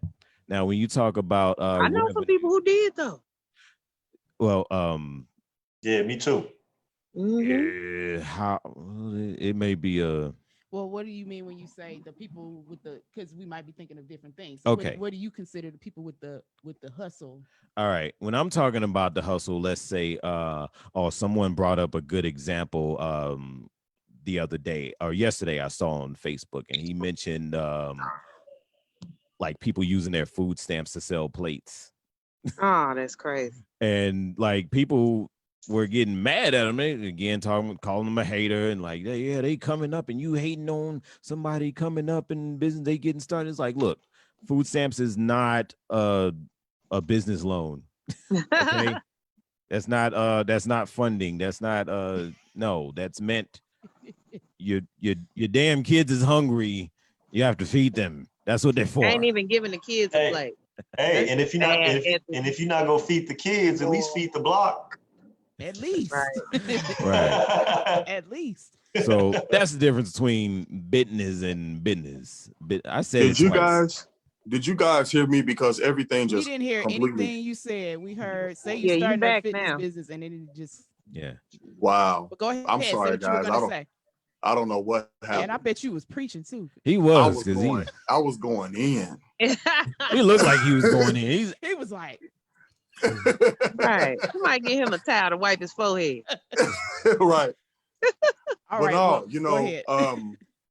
I talk about this a lot with my clients and prospective clients, because you have to know the difference between a hustle and a business. And if you don't have processes, procedures, policies in place, if you don't have a system in place, if you don't know, how to hire people, hire someone to hire people for you so that you can. Yeah. You see what I'm saying? My Yeah. company, we offer that service, so it's not like you just out here and you have to do it on your own. But a lot of people don't want to spend the capital on the things that they need. See what I'm saying? And you can't be that way and run a legitimate business. Nope. Now you can do whatever the hell you want to do with a hustle. I can make $1,500 a day and go blow it on rims if I want to, because I don't have to put any kind of money back into my business, right? Because I'm just running a hustle. But that's not how you operate if you're running a legitimate business. You gonna be There able to needs to be, nothing and for there your also children. needs to be checks and balances as well. I agree. Anybody else? I think just Coco, and this to piggyback off of some of what Dre was mentioning. I think just as a people, we've sort of shied away from leveraging professionals. So whether it's the doctor or the or anyone on the health side, but even when it comes to our business, maybe if we can't afford it quarterly, maybe annually, meeting with an accountant or meeting with a tax professional, or not being scared to sit down in front of an attorney and see if maybe they can shoot you some game about this is the way that you should be structured, or these are things that you should be doing every quarter, and then you and I, we meet at the end of the year, and this, you'll be good for next year. Eventually working up to where we can have more and more conversations with those professionals, because a lot of the big companies, they have, and if we want to operate on that level, they have that type of personnel on staff. Some people may have their own attorneys, they may have their own CPAs. So I do know that we can't go out and get it all right now, but I do think some type of introduction to leveraging professionals, even something you don't want to bring the wrong personnel into your company. So having a company like Dre's company in your pocket that can actually go out there and do the hiring for you. Me, for example, it's hard. People can really pull on my heartstrings. It's hard for me to say no. So I'm the type of person where I would need someone like that.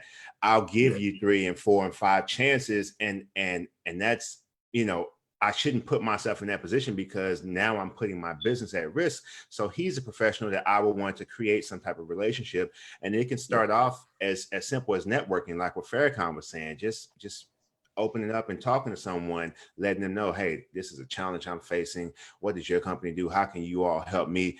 And just at least starting the conversation. So we do have non-professionals who studied, who can help us as well. But I do think eventually, if we're really looking to graduate from that mom and pop to a legitimate business, that we can't shy away from leveraging professionals as well. I love how you all are just Man. segueing into my next questions, because that is exactly almost what I wanted to talk about next was, what can we as Black business owners and consumers of the Black businesses, what can we all do to help take our economics to the next level? I would say first, to piggyback off of John and Dre, stop treating your business like it's family. And then Man, stop y'all about to allowing make me put my church shoes on. I'm about to start shouting over here. and then stop having your family treat your business like family. Or Mhm. stop allowing them to Mm. be like family. Because that's where the problem lies as well. If they're an employee, treat them like an employee. Yep. Yeah, Yep. there needs to be. That's all about systems, right, Same, Farrakhan? same HR rules apply to everybody. No Absolutely. nepotism. Yep. So I'm gonna tell you something. We need My- some black-owned nepotism though with the black community, but I feel you. people know it. My people know it. And, you know, I have cousins who always ask, "So you hiring cousins, stuff like that?" No, because I know how you are, and you know how I am. And they So you know you unqualified. can't bring. We don't mesh well when it comes to business. And I'm one of those black business owners. I have a lawyer. I have all of that stuff in place. I have HR. I got everything in place. You know what I'm saying? So best believe you're gonna get fired. Mm. You know what I'm saying? The first time you make my business, put my business in a place to where we even look like we're failing. Farrakhan, John, Fred, y'all so 100, Carrie, so 100 with it. I'm telling you, if I had my church shoes on, I would be shouting all through this living room right now. You got the church jacket on, where the church shoes at? Or maybe he's I got doing like me flip-flops on. and I'm not wearing shoes Glory. at all. Glory. Glory. But I think the number one thing that, you know, on a business owner end and a consumer end, I say, Fred hears me say this all the time. Smooth hears me say this all the time. All good, bro. I don't know. I mean, like, you know, yeah, he hears me say this all the time. Like, if you don't take your business serious, nobody's going to take your business serious. So that's the first thing. Once you start taking it serious, then you'll realize I got to start doing those other things. I need to hire some professionals to handle this. I need to take better accounting of my money. I need to make sure those business funds go through the business account before I start paying myself or, you know, whoever. It needs to be accounted. Need to make sure, even if I'm independent contractor, I need to make sure I got my you know, the documentations for that, and make sure I got those 1099s ready, that type of thing. And just to add on to that, you have to be consistent and also be persistent with what you're doing with your business. For example, I have a sports talk show on Wednesdays, a platform sports talk show. And just this past Wednesday, a former member who we started the show off with, his name's Sadal, he was like, when I reached out to him 3 years ago about doing the show, I was like, hey man, I think I want to go ahead and get this show started. And he heard me, but he didn't know how serious I was about it until like maybe a week or two later. He saw that I started getting the camera together. I started getting this together. I started getting that together. Start branding, promoting the whole nine. But once again, this is your baby. So he starts seeing the seriousness, and that's what you have to bring into the business, is that people need to feel your passion. People need to feel customers' passion. As soon as they walk through the door, they need to feel your passion, and it needs to be consistent. Being a customer service, there is no off day unless you ain't working. There is no off day with showing your passion and taking it there every day you step into the workforce. Yep. You know what? Go ahead, Farrakhan. I'll jump in after you. Yeah, I think that's a good point you made, DJ, from a customer service side. How many of you all ever noticed that when you ask somebody to support a Black business, their response is, well, what have that Black business did for the community? Right? Or how entrenched is this business like giving back, right? And I know how a lot of people use that as a parameter to determine if or not they gonna support that business or not. But I think that one thing that we both can do is that I think we need to educate and increase our capacity to buy Black and to buy local. right? Yeah. But at the same Yes. time, also helping these businesses realize that, hey, yeah, you're a Black business. Yeah, you're here in this community. Yeah, you're here making money and all of that. But at the same time, right, if I come and support, I would want to see what this Black business is doing for the community where this Black business is situated, right? Christmas time, Thanksgiving time, birthdays, community block parties, assisting with, you know what I'm saying, all of these social services that we know that our community got voids in, right? If consumers were to see their pipeline and they were to be able to see where every time they come in and spend money, hey, every year you are helping us put on to provide, you know, to pay utility bills of 6 seniors in the neighborhood, right? Yeah. Or we're always bringing food and equipment for the neighborhood block party or something like that. Like, I think businesses ought to really show more that they're really invested in the community, not just the people that's coming to spend their money in their store. Yeah, You know social what? responsibility is important. Yeah, absolutely. I need to piggyback off of both of y'all now, because Fred said something that I really liked, and I can't even remember it because now I want to answer what Farrakhan said. But I know what I was thinking when you were talking though, Fred. I was listening, and what came to me was, you know, I have people who come into my office, right? And, you know, I don't want to just take your money. So as a firm, I'll tell you if you're not a good fit, if you need to go back to the drawing board, if we need to work some things out before we start advertising your company or whatever the case may be. So I think that that's a responsibility that a lot of people who sit in my chair, that's a responsibility that they need to have. You know, stop taking money from people. And that's why a lot of people shy away from doing business with other professionals, because they won't tell them the real. They'll take their money, they'll do whatever, and then that's it, you know. Yep. And I think that's very piss poor. But, and also to piggyback off of you, Farrakhan, my company, we give scholarships every year. We feed the homeless. We do all kind of stuff. And it never occurred to me, you need to be advertising all of this because people want to see this, right? Yeah. It never really occurred. Now, some things I do advertise, but Yeah. that's enlightening that you said that, because I'm such a person who I don't really tell much about what I do for other people. You know what I'm saying? If You you don't see it brag or a you lot. don't. I don't. But that's very important. It's very important to highlight that from time to time so that people know, okay, I'm helping him to become successful, right? Because we're nothing without our clients. We're nothing without the people who support us. So I'm helping him, but what is he doing for everybody else?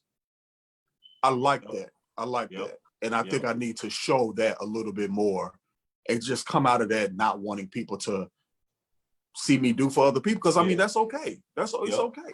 Yep. Yeah. I think I would consider that as part of your branding, your relationship building with customers and the neighborhood. That helps with that just helps with your standing as well. And it also brings a sense of credibility. 100%. You know what I'm saying? To you being a Black business and a Black business owner.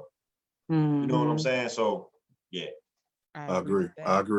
I like what you said, Dre, about making sure, and that's something that I've been practicing lately, making sure that client is a good fit for you, as well as you being a good fit for them. I saw a video actually yesterday where a guy was saying, you know, if you're talking to everybody, you're talking to nobody. So, you know, don't go out there with the perception that you have to, you know, service every single person, you know, when you're dealing with clients and things like that. You really want to make sure that you are going to bring them value and they're also going to bring you value as well. So I agree with that 100%. Absolutely. You know, I think we all go through that, as well as the whole, like Dre was saying, being hesitant on speaking on what we do for other people, as far as giving back to the community, or, you know, if we're mentoring or we're organizing. And like, you know, I've been through that myself, you know, for years, kind of kept it on the back burner because you don't want to seem like you bragging that you helped somebody out.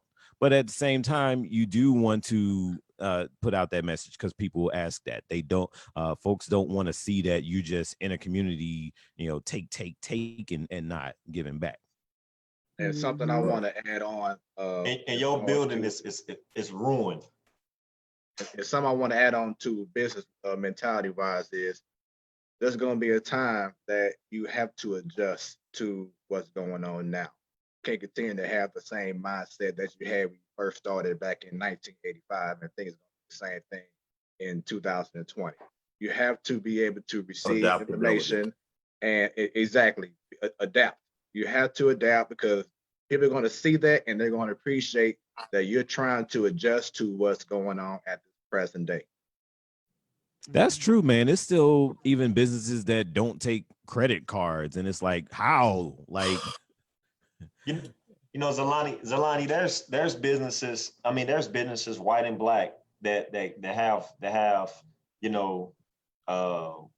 stores, and literally like right next door, there's a lot that's full of trash. 100%.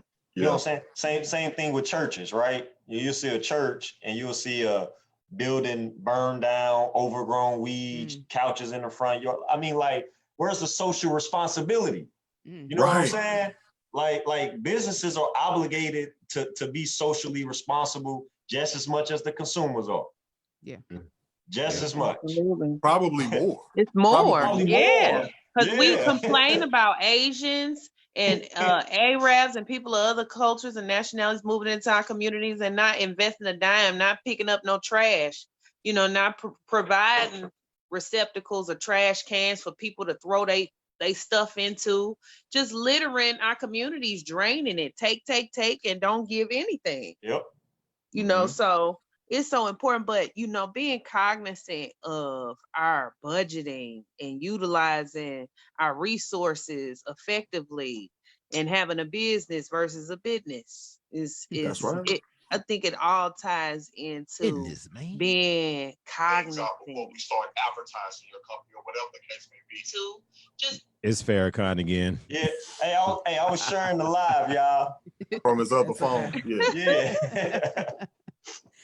That's all right. Yeah. I couldn't agree more. I So know. go ahead.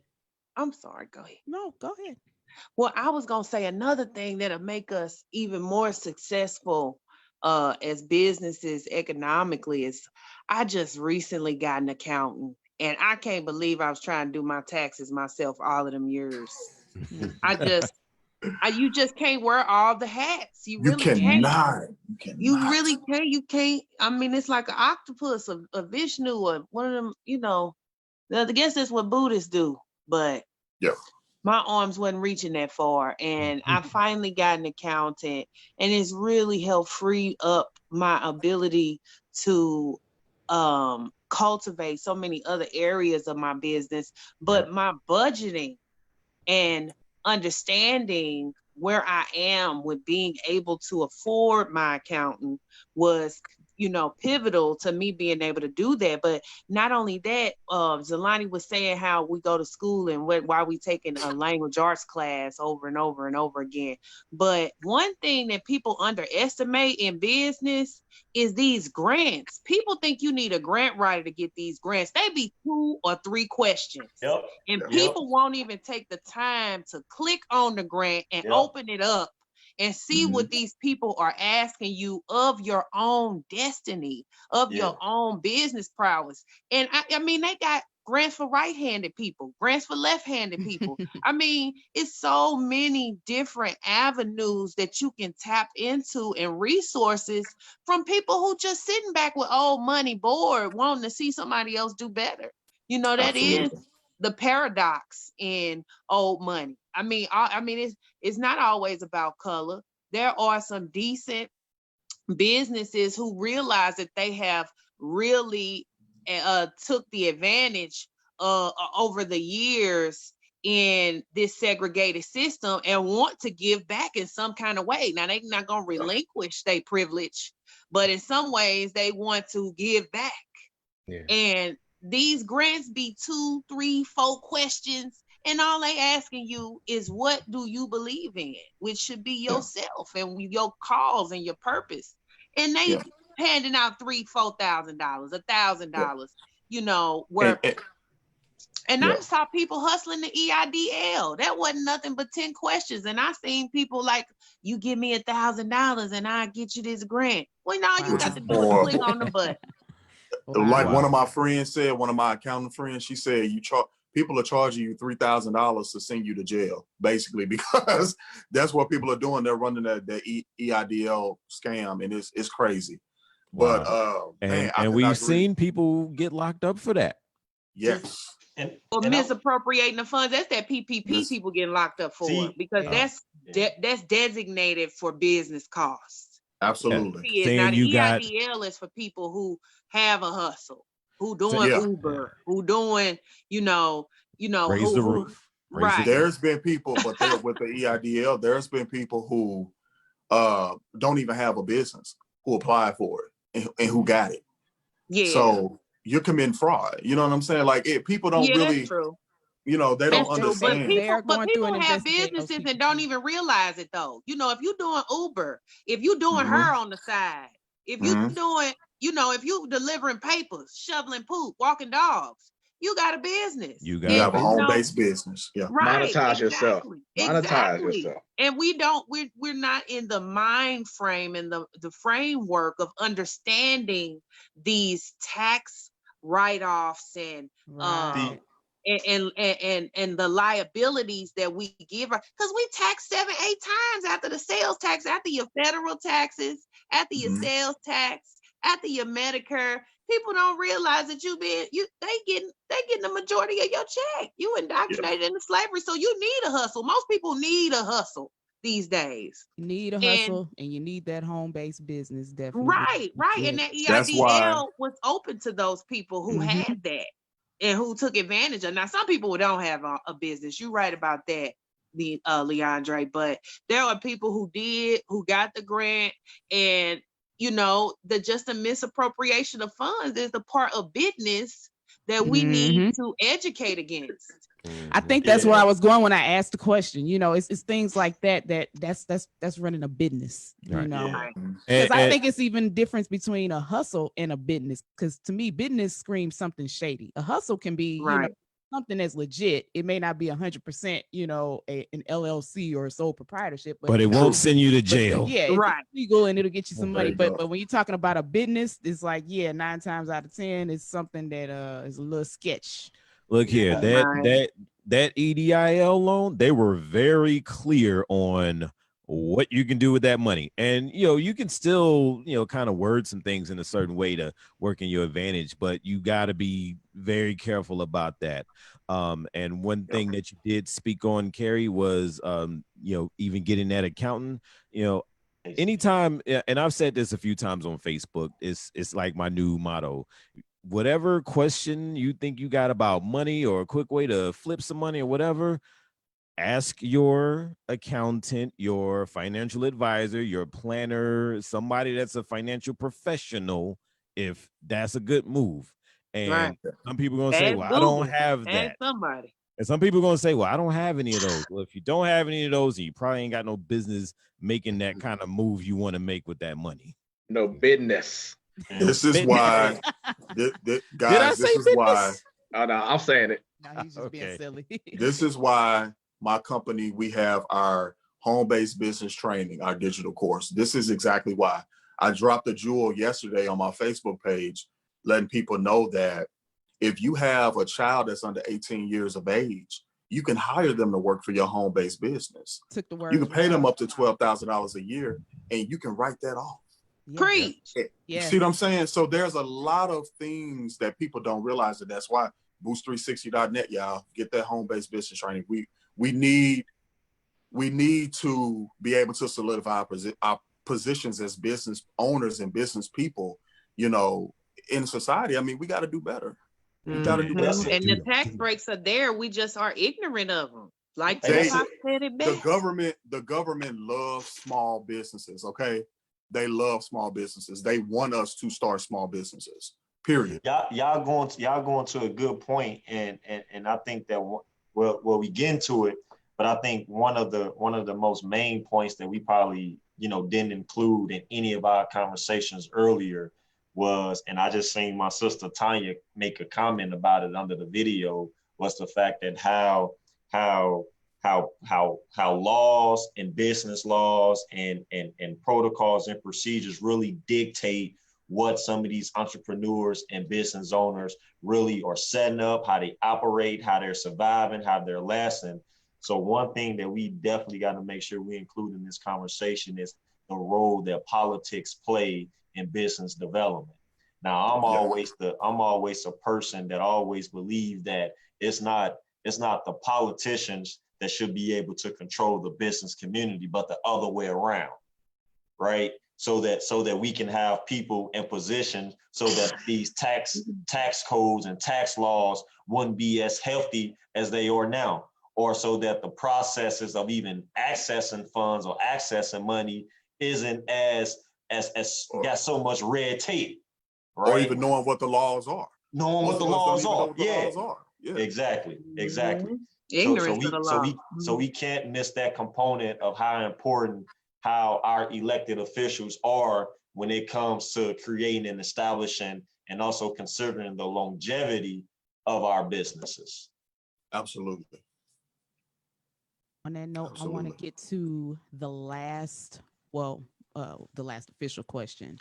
And this is something for everybody. I want everybody to take time and answer this. I would like, because we've been talking about Black businesses all day, and the things that we could do better, the things that we're already doing good. I want to shed some light on some Black businesses besides your own that you would like to give a shout out to, that you've had a good experience with. So we will start with whoever wants to go first, and I just want everybody to be able to answer that question. Shout out a Black business. I'll go first. I'm gonna shout out my guy Nuka down at African Naturals. Ooh, I love African Dude, you Naturals. took my answer. You took my answer. That's what I was gonna That's why I say. went first because he treats you I right. like Nuka. He treats you right, so I knew he was does. probably on y'all list. So I'm like, I'm gonna go first and snatch that one off the table. But I did a school move right there. You took my answer. But yeah, Nuka, he makes me feel like gold every time I walk in this store. He does. That's brother to brother. So I noticed that from when I first went in there, he remembered my name. We have conversations. We talk about projects he have going on back home and things that he's doing here, and him expanding his store. It's just always a welcoming environment. The customer service is on point, and I feel like I'm getting to see the growth. So I got to see him make a progression. So that sort of creates an intimate moment because I get to see his business grow. So I like that. So I'm going to shout out his business. I'm sure that there is more. And if I took one of you you know guys, what? Y'all kind of remind me of each other, you and Nuka. me and Nuka, hey, we probably got similar Y'all spirit. y'all kind of got the same demeanor. That's my tribe. Tribe life. Tribe. Hey, I Tribe life. want to Gang, gang. shout out Hope and Passion, Staffing Agency LLC, my sister Fifi, Sophia. Also shout out to Kendra. Hey, y'all ever notice that you know a lot of people that got businesses, but you don't remember their name, but you know who the owners are. So you just gotta say the owner name. so Kendra Randall, Tyra Houston, Tink, Sister Girl Sweets, Alidra Allen with the t-shirts, Carissa Creative Arts, and also She-Gogs Barbershop, y'all, Olive and Midland. All right. We said a business, and Hey, Hey, you it's did a all man right. get the opportunity. Shout 'em all out. He did it Run quickly. it up. He did it efficiently too. So he got them all in there. That's good. Who's next? I like to shout out Sweet Art. Sweet Art is the jam. I really like the way they take care of you when you walk in the door. And they give you a abundance of plant-based options for people who don't necessarily want to partake in meat, but they always are clear about what's available. They always serve you with a smile, and I've always been accommodated by them every time I went in there. Now, I don't think they icing as good as mine, but they Uh-oh. and That's all right, Clarity too. Spa and Salon on Delmar. I just love the environment that they create for people that walk in there. It's just like a cultural trance, like a cultural mecca when you walk in. The art, the service. Keita, she gives impeccable service and always tries to collaborate with small business when you step into her shop in African Palace over in North County. They got the best Oh, spinach in the yeah. world. Oh my goodness. Mm. They just take you right on back to the motherland when you step up in there. Man, I haven't been to African Palace in a little minute. It's been a You better get some of that spinach. It Cool tastes like place. steak. Shout out to DJ Witz over at African Palace. DJ Witz, he holds it down over there. Yeah. Can I throw mine in there real quick? Because somebody might take it. Pharaoh's Donuts. Pharaoh's really? Donuts. Are you trying to make You me know mad Dre was now? gonna take That's why I had to that. beat him. That's why I had to beat him. Hey, if she didn't say it, I was gonna say it. So Yes, since Pharaoh's John said my Donuts, answer, I don't know downtown. how I forgot that. They are just a couple of blocks away. So whenever we want one, we take a little quick walk downtown. You need a long walk eating that. Man, Man, because you can't just buy one. you can't just buy one, and they be I so heard they warm and just delicious, and they just really nice people too. On top of that, so because I think that's what happened last time we went and you was like, I'm just gonna get one donut. yeah. Then you ordered one donut. You said, you know what? Never mind. Give me the donut holes. I got the donut and the donut holes. I sure did. I was, you know what? I was tempted to get them again this week. I was like, you know what? I did that 2 Sundays in a row. We're not doing that this week. So, but yeah, I had to slow it down a little bit on them. But yes, Pharaoh's Donuts, good customer service, very friendly. You in and out in a snap. And in the other business that I wanted to shout out, I actually have not eaten there yet, but I do, Grubhub and food deliveries and everything. So I pick up from there all the time. And that's the other side too. We deal with a lot of restaurants and fast food places and things like that, and we may not necessarily eat there, but we are dealing with them, doing business transactions with them, and there's a lot of places out here, and not just black owned business, but just places period, where there's a lot of bad customer service going on. So I do like to shout out the ones that I have a good rapport with, which another one is Smoky O's. They are on Broadway downtown over here, and just really good customer service, and it always smells so good. I haven't had any of it yet, but it smells delicious, and they just really nice, and the owner sometimes will come out and speak to you and everything. So Smoky O's, if y'all ain't heard of it, go down Some there. of that They got some good good barbecue. smelling barbecue. Yeah. So I'll shout out a couple. Pickney Staffing, Pickney, Pickney Staffing, which is a Black-owned nurse staffing company.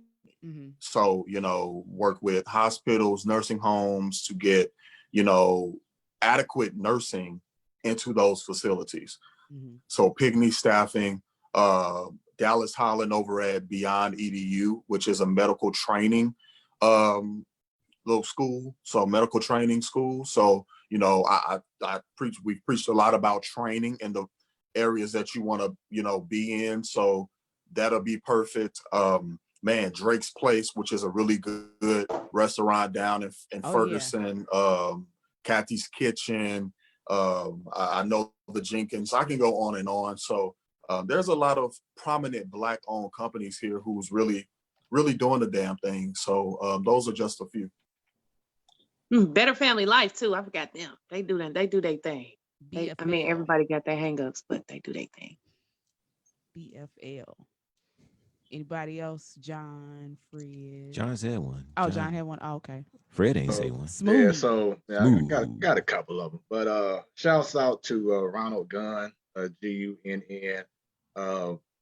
Before the pandemic was going on, I was go to an actual Chinaman. I call it Chinaman to get my Chinese food and everything. But once the pandemic hit, I'm like, you know what? I'm not really sure I'm trying to risk going to these different spots. So I reached out to him, and he's right to the point. I love to deal with businesses that's right to the point. Don't sugarcoat anything. So you can pre-order his food and it's fire. Just so you know, he has kind of shallow pans. He has big full pans, the individual boxes, and it's on point. He gonna, if need be, he'll deliver. or we can meet. So respect to what he's doing with his business. Shouts out to 1207 Eats, Kerry. You should know about that. Oh yeah, this my people. Yeah, 1207 East, man. I've been rocking with them for a minute. They now doing everything from home, just the pandemic. They did have a food truck going on, but now you can just make deliveries. You can go to their spot, pick up your order. Every time I've gone there to pick up an order, customer service, hint, customer service is off the chain, is very respectable, make you feel, at home. And that's how it should be when you deal with any kind of business. So shouts out to All Hey, right. one last shout out, Coco. I know we got to shout out the black landlords out there. You know what I'm saying? Those that's rent property out, those that own property, those that, you know what I'm saying? Because it ain't just retail, right? You know what I'm saying? The barbershops, the salons, the CNAs, all of y'all. Shout out to all of them too. Yep. And especially the one we got on this panel, John Lewis. John Lewis. What, John, you a what, property owner? Yeah, I got it. Yeah. Everybody on this call, property owners, right? I'm working on it. Some property. Okay, good. Arlewella Investments. Good. Oh, and I'm sorry. Shout out to Erica Reed. She's been holding me down with a few of these nice little bracelets I've been rocking. A whole nine, man. She's very respectable. We've kind of actually me along with Zalani, and her making some things happen in the nearby future. She's also like a wedding planner or events coordinator. Events coordinator. So she's very dope, very respectable, and it's all about meeting the customer's needs. Very big on having a nice relationship with the customer. So it's very cool and commendable as well. Erica Reed, shouts out to you. Oh, okay. That's who we talked to yesterday. Okay. Exactly. Okay. Hey, can I? Have we got through everybody yet? I don't know. Did Zolani go? Yeah, we did. Well, let Zolani go real quick. You know what? Because literally all of my answers were taken. Oh, okay. But and that's like what I planned on. Like Coco said, okay, we gonna talk about that, and I was like, yeah, I'm gonna say African naturals. But one thing I can say is that a lot of those businesses that were mentioned, again, they have longevity and they have it for a reason. Yeah. They've been African Palace been around for like generations or something. Yeah. But I've seen similar businesses come and go, but though all of those businesses that were named, they're still around. Yeah. I just want to shout out one more, y'all. My wife just commented, Prime Protection. That's who we went through to get our CCW. We did our CCW workshop through them guys. I can't stress enough, if we are not armed, we need to be armed. So Prime Protection, do it the legal way, do it the right way. Make sure that you know the laws and all of that stuff. So I want to shout them out too. It's funny that you said that. I did want to shout out, especially he was actually supposed to be on this panel, but he is actually out doing a defense class right now. But let me say it though, 'cause I'll make that my I'll new let you- answer then. Okay, I'll let you say it. Because and they know each other. We know they know each other. Townsend Defense, Eric. Did you Not say Eric. Everett? Everett. Damn, man. Oh, Everett Townsend from Townsend Defense. He also is now CCW instruction. Is it CCW? Yes. Okay. I'm having a brain fart now. That's okay. Live brain happens. farts. It But yeah. And anybody knows that deals with him, like, yeah, he's official with the training, not only with firearms, but also all areas of self-defense.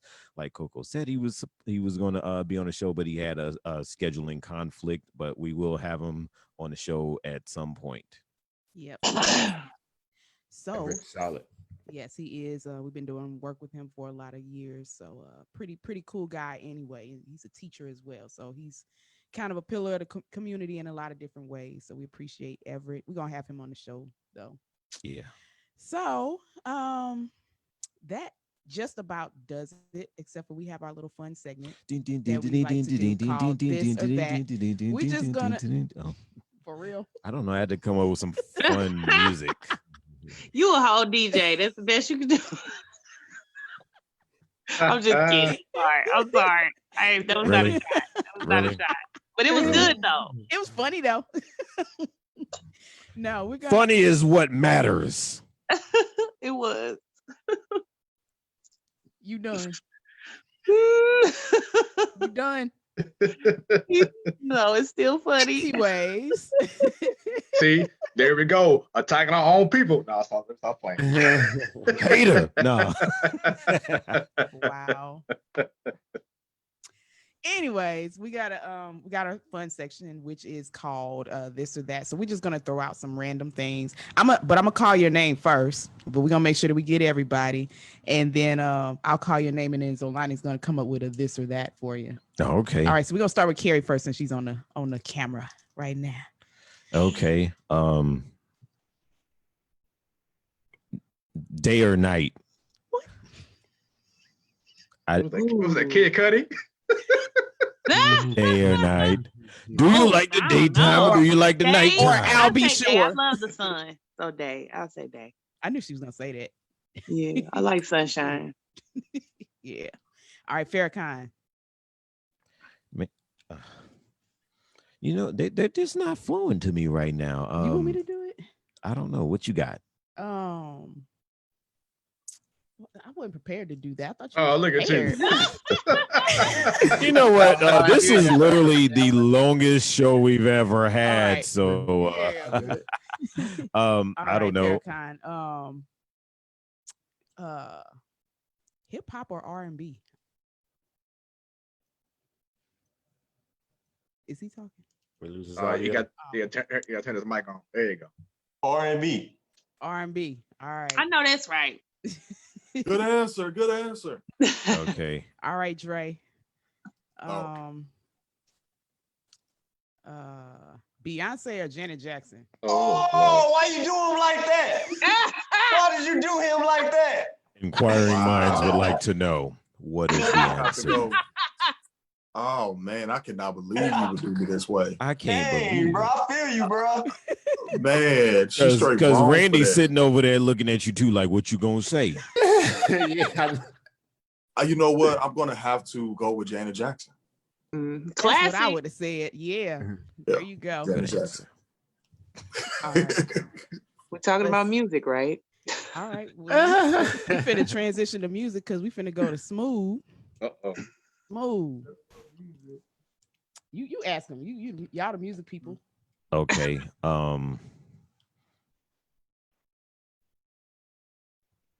I don't know. I'm just drawing a blank right now.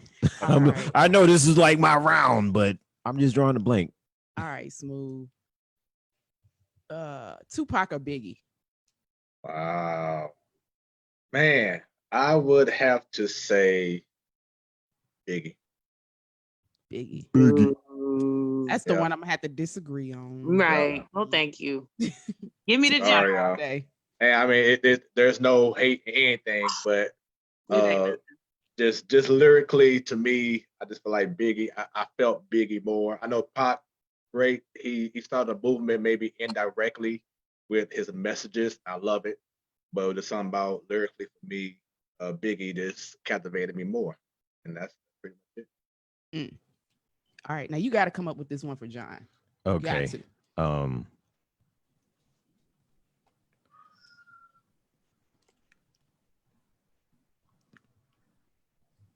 What you doing, Police Academy? Come on. Okay. I'm really just drawing a blank. I'm sorry, y'all. All right. I don't know what's gotten into me. All right. Yeah, it's not like Okay, I got one, John. Okay. Okay. Boys in the Hood Mm. or South Central? Boys in the Hood. Boys in the Hood. All right. all right. That's what I would have picked too. Now, Ricky! now who want to ask me one? Maybe that's what it is. I always do the ask. Who want to ask me one? I got one for you, Zolani. Good. Oh, everybody ready? Okay. Throw them So, at me. so Haiti or Zimbabwe? Oh. You know what? I'm gonna roll with Haiti because people will be telling me I look like I'm from Haiti. Okay. All right. Who got one for me? This is the last one. Africa or Jamaica? Both. Or The answer is when. or Right. what do you mean or? When. But yeah, both. I don't even have an answer for that one. I mean, both. Both. You can only take one plane ride. I can only take one. Okay, I'm gonna go to Africa. Okay, I guess. Africa. Yeah. It's a I'm big gonna go to continent. I don't know I'm that. gonna go to Whole continent.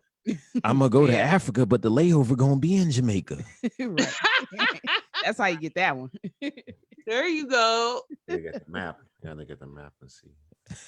Y'all, we really appreciate having you all here today. I do want, before we leave, I just want to give everybody an opportunity to let everybody know where they can find you if they would like to support your businesses, or if they would like any information from you, or just follow you on social media. So whoever would like to go first can go. So you can find me. Oh, go ahead, Carrie. No, you Ladies go first. Find me in St. Louis rolling no dubs. Go ahead, Carrie. Ladies first. Go ahead. I'm Carrie, also known as the Cupcake Queen and from the Quality marquee. Connoisseur at Sweet Life Enterprises, also known as Sweet Life Gourmet. We provide gourmet superfoods, herbs, supplements, and plant-based desserts and cuisine. You can find us at sweetlifegourmet.com. We also specialize in natural body products. We want you healthy inside and out. And you can also check out some of our healing copper jewelry on Instagram. If you take a look at our catalog, you'll see the latest works at Royal Dynasty Jewels. All right. Who's next? And I can get my cupcakes today, right? Yes, sir. At the All Golden right. Grocer in the Central West End. Please stop in. Yeah. That's what's up. Okay. Product placement. Leandre Ratliff, known as Dre the CEO. You can find me on Facebook, Instagram, Dre the CEO. You can also find my businesses, Boost 360 STL on Instagram, Boost 360 on Facebook. We are a full service marketing and consulting firm. Also, we have several other businesses, the Gold Plate Catering, which is a catering company servicing any type of business, any type of personal event you may be having. We'd be happy to serve you. We also have a CDS business, Consumer Director Services Company, At Your Care Home Services. You can find us on Facebook and Instagram at Your Care Home Services. We'd be happy to help anybody who may be, a Medicaid recipient or looking to care for their loved ones who are Medicaid recipients. And that's me, guys.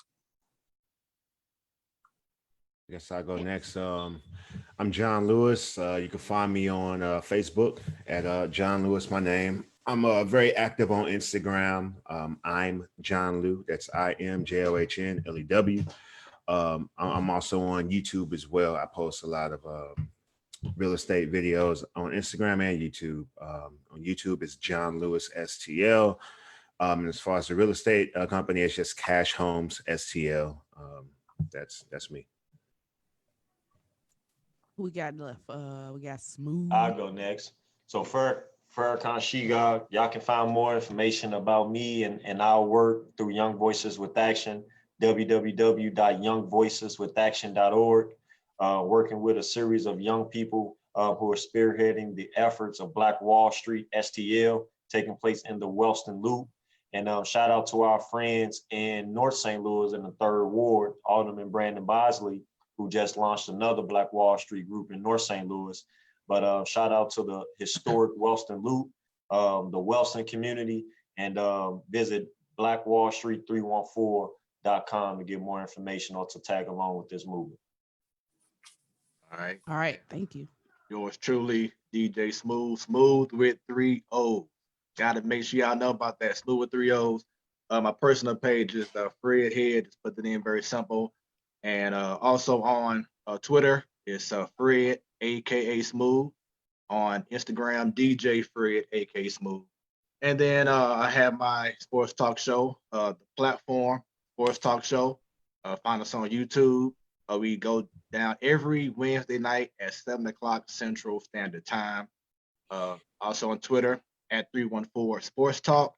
Instagram, platform Sports Talk, and on Facebook, the platform Sports Talk Show. 3 years strong, consistently every Wednesday. Probably been maybe a handful of days I can count on my fingers that we have not been on a Wednesday. So we consistently have guests pretty much every week.